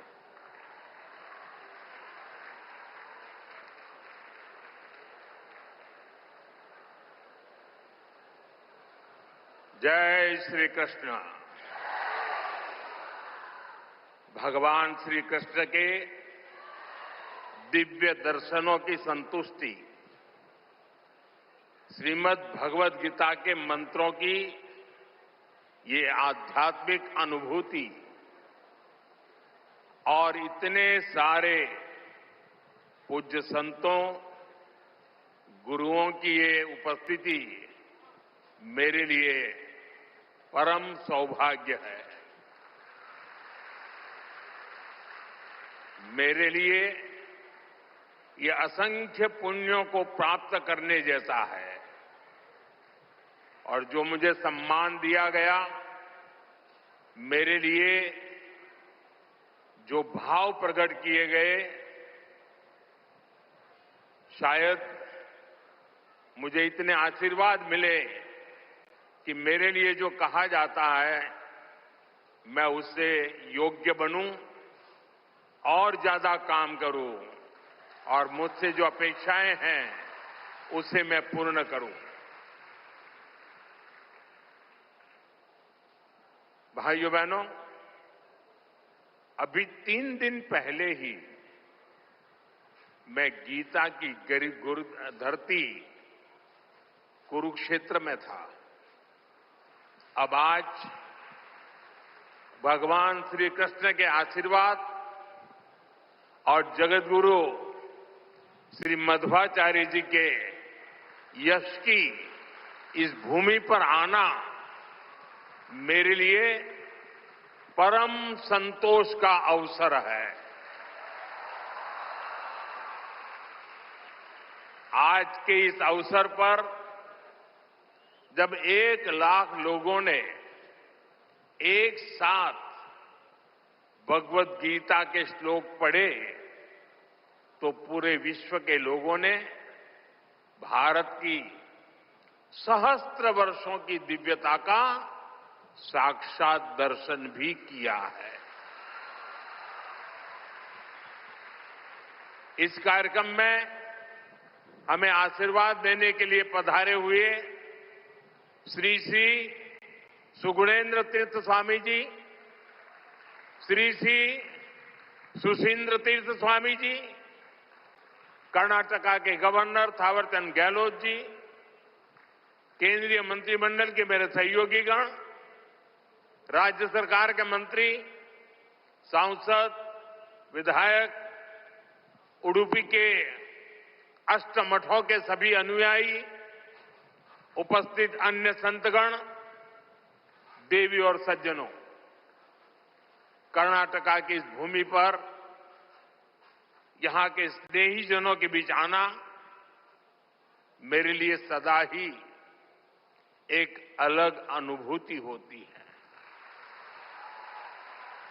और उडुपी की धरती पर आना तो हमेशा अद्भुत होता है।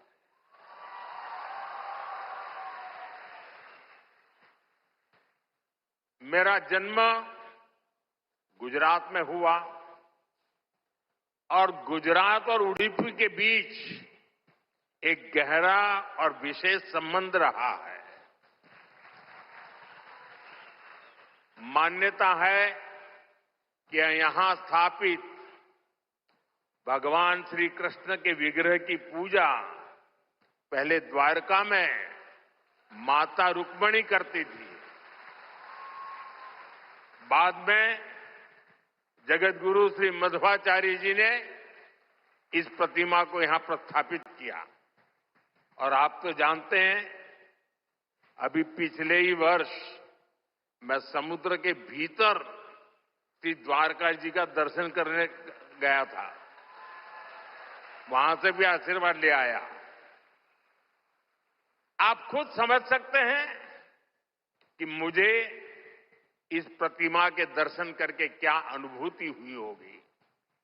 इस दर्शन ने मुझे एक आत्मीय आध्यात्मिक आनंद दिया है। साथियों, उडुपी आना मेरे लिए एक और वजह से विशेष होता है। उडुपी जनसंघ और भारतीय जनता पार्टी के सुशासन की मॉडल की कर्मभूमि रही है। 1968 में उडुपी के लोगों ने जनसंघ के हमारे वीएस आचार्य जी को यहां की नगरपालिका परिषद में विजयी बनाया था। और इसके साथ ही उडुपी ने एक नए गवर्नेंस मॉडल की नींव भी रखी थी। आज हम स्वच्छता के जिस अभियान को राष्ट्रीय रूप देख रहे हैं, उसे उडुपी ने 5 दशक पहले अपनाया था। जल आपूर्ति और ड्रेनेज सिस्टम का एक नया मॉडल देना हो, उडुपी ने ही 70 के दशक में इन कार्यक्रमों की शुरुआत की थी। आज ये अभियान देश के राष्ट्रीय विकास का राष्ट्रीय प्राथमिकता का हिस्सा बनकर हमारा मार्गदर्शन कर रहा है। साथियों, रामचरितमानस में लिखा है, कलिजुग केवल हरिगुण गाहा, गावत नर पावही भवथाहा। अर्थात कलयुग में केवल भगवत नाम और लीला का कीर्तन ही परम साधन है। उसके गायन कीर्तन से भव सागर से मुक्ति हो जाती है। हमारे समाज में मंत्रों का, गीता के श्लोकों का पाठ तो शताब्दियों से हो रहा है, पर जब 1,00,000 कंठ एक स्वर में इन श्लोकों का ऐसा उच्चारण करते हैं, जब इतने सारे लोग गीता जैसे पुण्य ग्रंथ का पाठ करते हैं, जब ऐसे दैवीय शब्द एक स्थान पर एक साथ गूंजते हैं, तो एक ऐसी ऊर्जा निकलती है जो हमारे मन को, हमारे मस्तिष्क को एक नया स्पंदन, एक नई शक्ति देती है।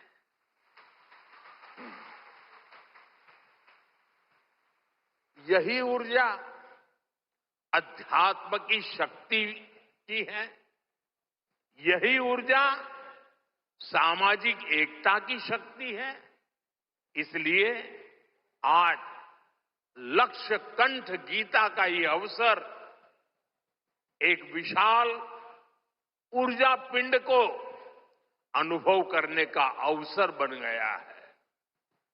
ये विश्व को सामूहिक चेतना,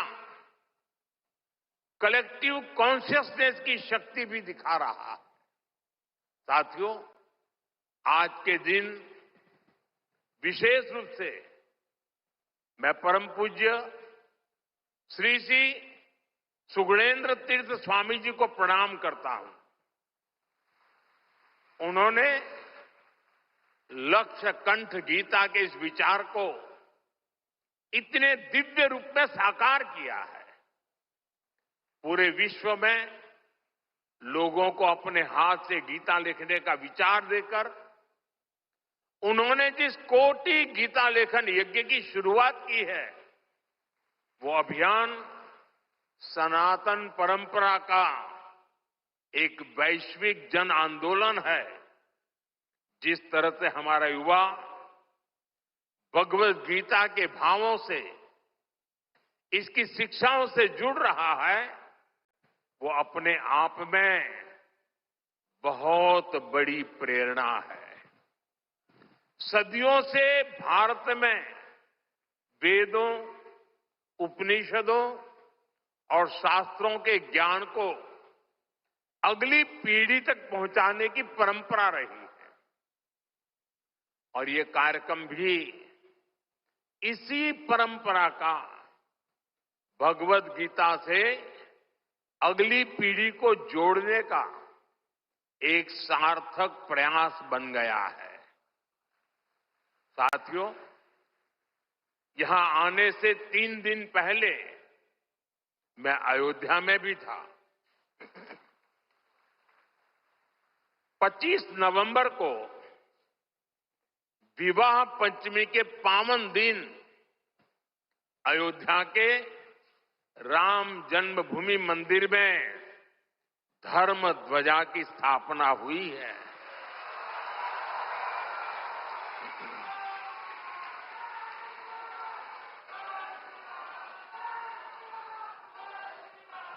अयोध्या से उडुपी तक असंख्य राम भक्त इस दिव्यतम और भव्यतम उत्सव के साक्षी बने हैं।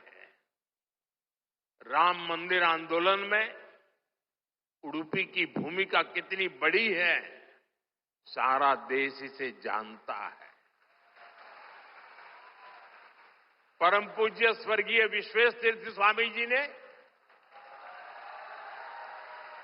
दशकों पहले राम मंदिर के पूरे आंदोलन को जो दिशा दी, ध्वजारोहण समारोह उसी योगदान की सिद्धि का पर्व बना है। उडुपी के लिए राम मंदिर का निर्माण एक और कारण से विशेष है। नए मंदिर में जगत गुरु मध्वाचार्य जी के नाम पर एक विशाल द्वार भी बनाया गया है। भगवान राम के अनन्य भक्त जगत गुरु मध्वाचार्य जी ने लिखा था, रामाय शाश्वत सुविस्तृत षड्गुणाय सर्वेश्वराय बलवीर्य महारणावाय, अर्थात भगवान श्री राम 6 दिव्य गुणों से विभूषित सर्वेश्वर और अपार शक्ति साहस के सागर है। और इसलिए राम मंदिर परिसर का एक द्वार उनके नाम पर होना उडुपी, कर्नाटका और पूरे देश के लोगों के लिए बहुत गौरव की बात है। साथियों, जगतगुरु श्री मध्वाचार्य जी भारत के द्वैत दर्शन के प्रणेता और वेदांत के प्रकाश स्तंभ है। उनके द्वारा बनाई गई उडुपी के अष्टमठों की व्यवस्था, संस्थाओं और नव परंपराओं के निर्माण का मूर्त उदाहरण है। यहां भगवान श्री कृष्ण की भक्ति है, वेदांत का ज्ञान है और हजारों लोगों की अन्न सेवा का संकल्प है। एक तरह से ये स्थान ज्ञान, भक्ति और सेवा का संगम तीर्थ है। साथियों, जिस काल में जगतगुरु मध्वाचार्य जी का जन्म हुआ, उस काल में भारत बहुत सी आंतरिक और बाहर की चुनौतियों से जूझ रहा था। उस काल में उन्होंने भक्ति का वो मार्ग दिखाया जिससे समाज का हर वर्ग, हर मान्यता जुड़ सकते थे। और इसी मार्गदर्शन के कारण आज कई शताब्दियों के बाद भी उनके द्वारा स्थापित मठ प्रतिदिन लाखों लोगों की सेवा का कार्य कर रहे हैं। उनकी प्रेरणा के कारण द्वैत परंपरा में ऐसी कई विभूतियां जन्मी हैं जिन्होंने सदा धर्म, सेवा और समाज निर्माण का काम आगे बढ़ाया। और जन सेवा की ये शाश्वत परंपरा ही उडुपी की सबसे बड़ी धरोहर है। साथियों, जगतगुरु मध्वाचार्य की परंपरा ने ही हरिदास परंपरा को ऊर्जा दी। पुरंदरदास, कनकदास जैसे महापुरुषों ने भक्ति को सरल, सरस और सुगम कन्नड़ा भाषा में जन जन तक पहुंचाया। उनकी ये रचनाएं हर मन तक, गरीब से गरीब वर्ग तक पहुंची और उन्हें धर्म से, सनातन विचारों से जोड़ा। ये रचनाएं आज की पीढ़ी में भी वैसी की वैसी ही है। आज भी हमारे नौजवान सोशल मीडिया की रील्स में श्री पुरंदरदास द्वारा रचित चंद्रचूड़ शिव शंकर पार्वती सुनकर एक अलग भाव में पहुंच जाते हैं। आज भी जब उडुपी में मेरे जैसा कोई भक्त एक छोटी सी खिड़की से भगवान श्री कृष्ण का दर्शन करता है तो उसे कनकदास जी की भक्ति से जुड़ने का अवसर मिलता है। और मैं तो बहुत सौभाग्यशाली हूं, मुझे इसके पहले भी ये सौभाग्य प्राप्त होता रहा है। कनकदास जी को नमन करने का सौभाग्य मिला है। साथियों, भगवान श्री कृष्ण के उपदेश, उनकी शिक्षा हर युग में व्यवहारिक है। गीता के शब्द सिर्फ व्यक्ति ही नहीं, राष्ट्र की नीति को भी दिशा देते हैं। भगवत गीता में श्री कृष्ण ने सर्वभूत हिते रताः ये बात कही है। गीता में ही कहा गया है, लोक संग्रहम एवापि संपश्यन कर्तुम अहर्षि। इन दोनों ही श्लोकों का अर्थ यही है कि हम लोक कल्याण के लिए काम करें। अपने पूरे जीवन में जगत गुरु मध्वाचार्य जी ने इन्हीं भावों को लेकर भारत की एकता को सशक्त किया। साथियों, आज सबका साथ, सबका विकास, सर्वजन हिताय सर्वजन सुखाय, ये हमारी नीतियों के पीछे भी भगवान श्री कृष्ण के इन्हीं श्लोकों की प्रेरणा है। भगवान श्री कृष्ण हमें गरीबों की सहायता का मंत्र देते हैं और इसी मंत्र की प्रेरणा आयुष्मान भारत और पीएम आवास जैसी स्कीम का आधार बन जाती है। भगवान श्री कृष्ण हमें नारी सुरक्षा, नारी सशक्तिकरण का ज्ञान सिखाते हैं और उसी ज्ञान की प्रेरणा से देश नारी शक्ति बंधन अधिनियम का ऐतिहासिक निर्णय करता है। श्री कृष्ण हमें सबके कल्याण की बात सिखाते हैं और यही बात वैक्सीन मैत्री, सोलर अलायंस और वसुधैव कुटुंबकम की हमारी नीतियों का आधार बनती है। साथियों, श्री कृष्ण ने गीता का संदेश युद्ध की भूमि पर दिया था और भगवत गीता हमें ये सिखाती है कि शांति और सत्य की स्थापना के लिए अत्याचारियों का अंत भी आवश्यक है।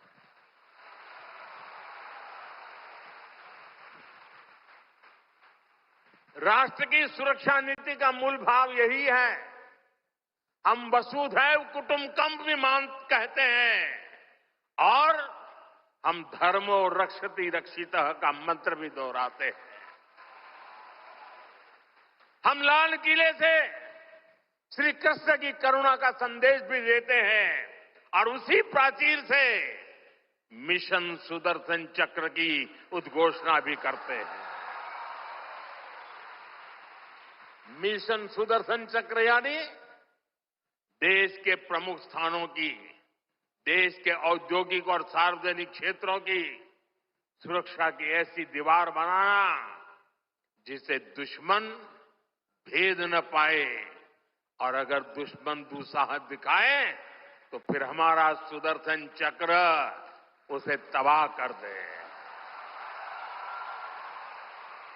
साथियों, ऑपरेशन सिंदूर की कार्रवाई में भी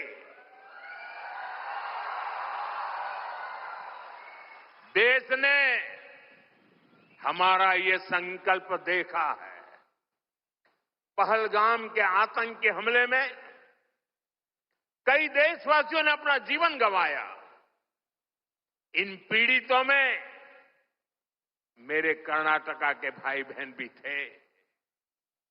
लेकिन पहले जब ऐसे आतंकी हमले होते थे तो सरकारें हाथ पर हाथ रखकर बैठ जाती थी। लेकिन ये नया भारत है, ये न किसी के आगे झुकता है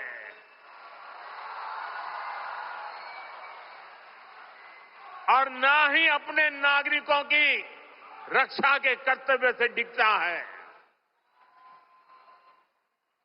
हम शांति की स्थापना भी जानते हैं और शांति की रक्षा करना भी जानते हैं।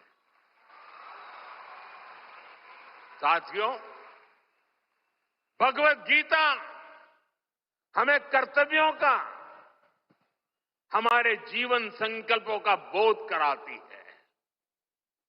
और इसी प्रेरणा से मैं आज आप सभी से कुछ संकल्पों का आग्रह भी करूंगा। ये आग्रह 9 संकल्प की तरह है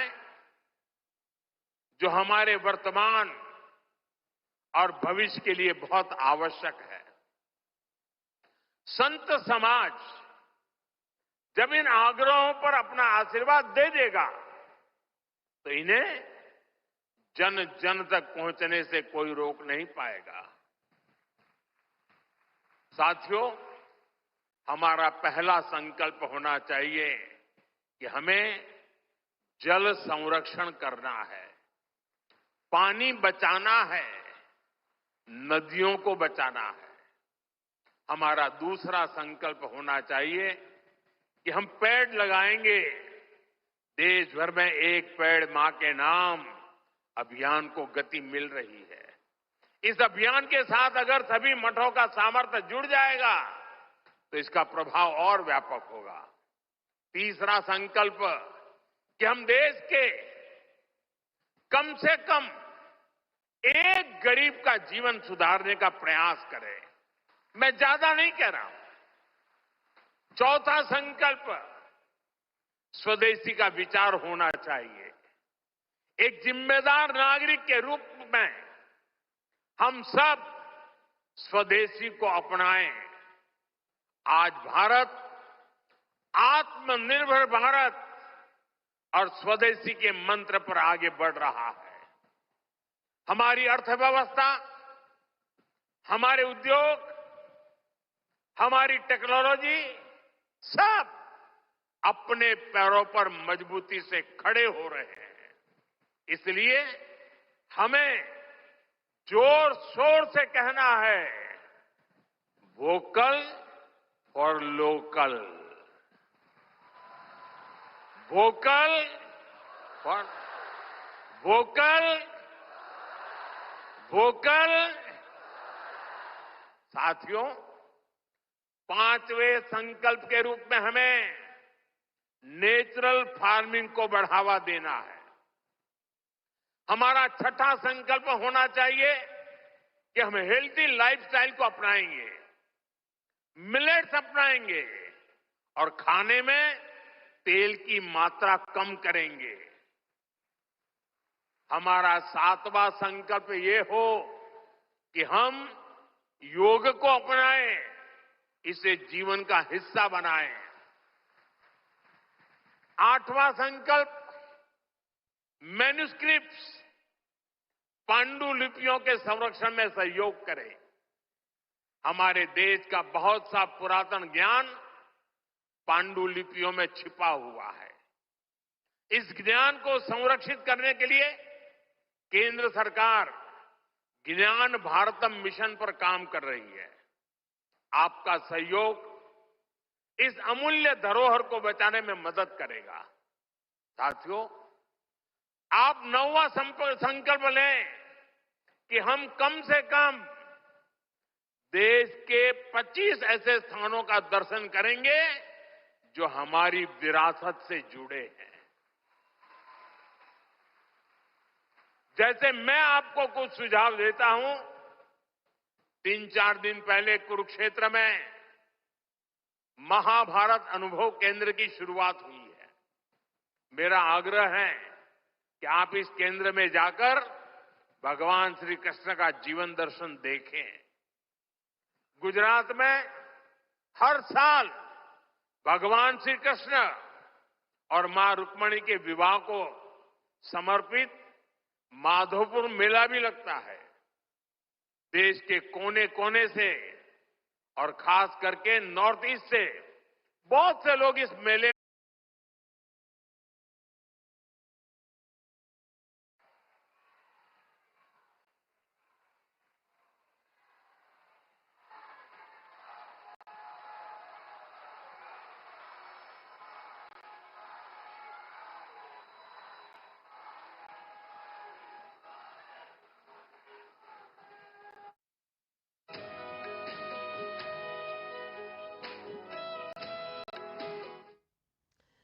आप सुन रहे थे प्रधानमंत्री को उडुपी के इस मंच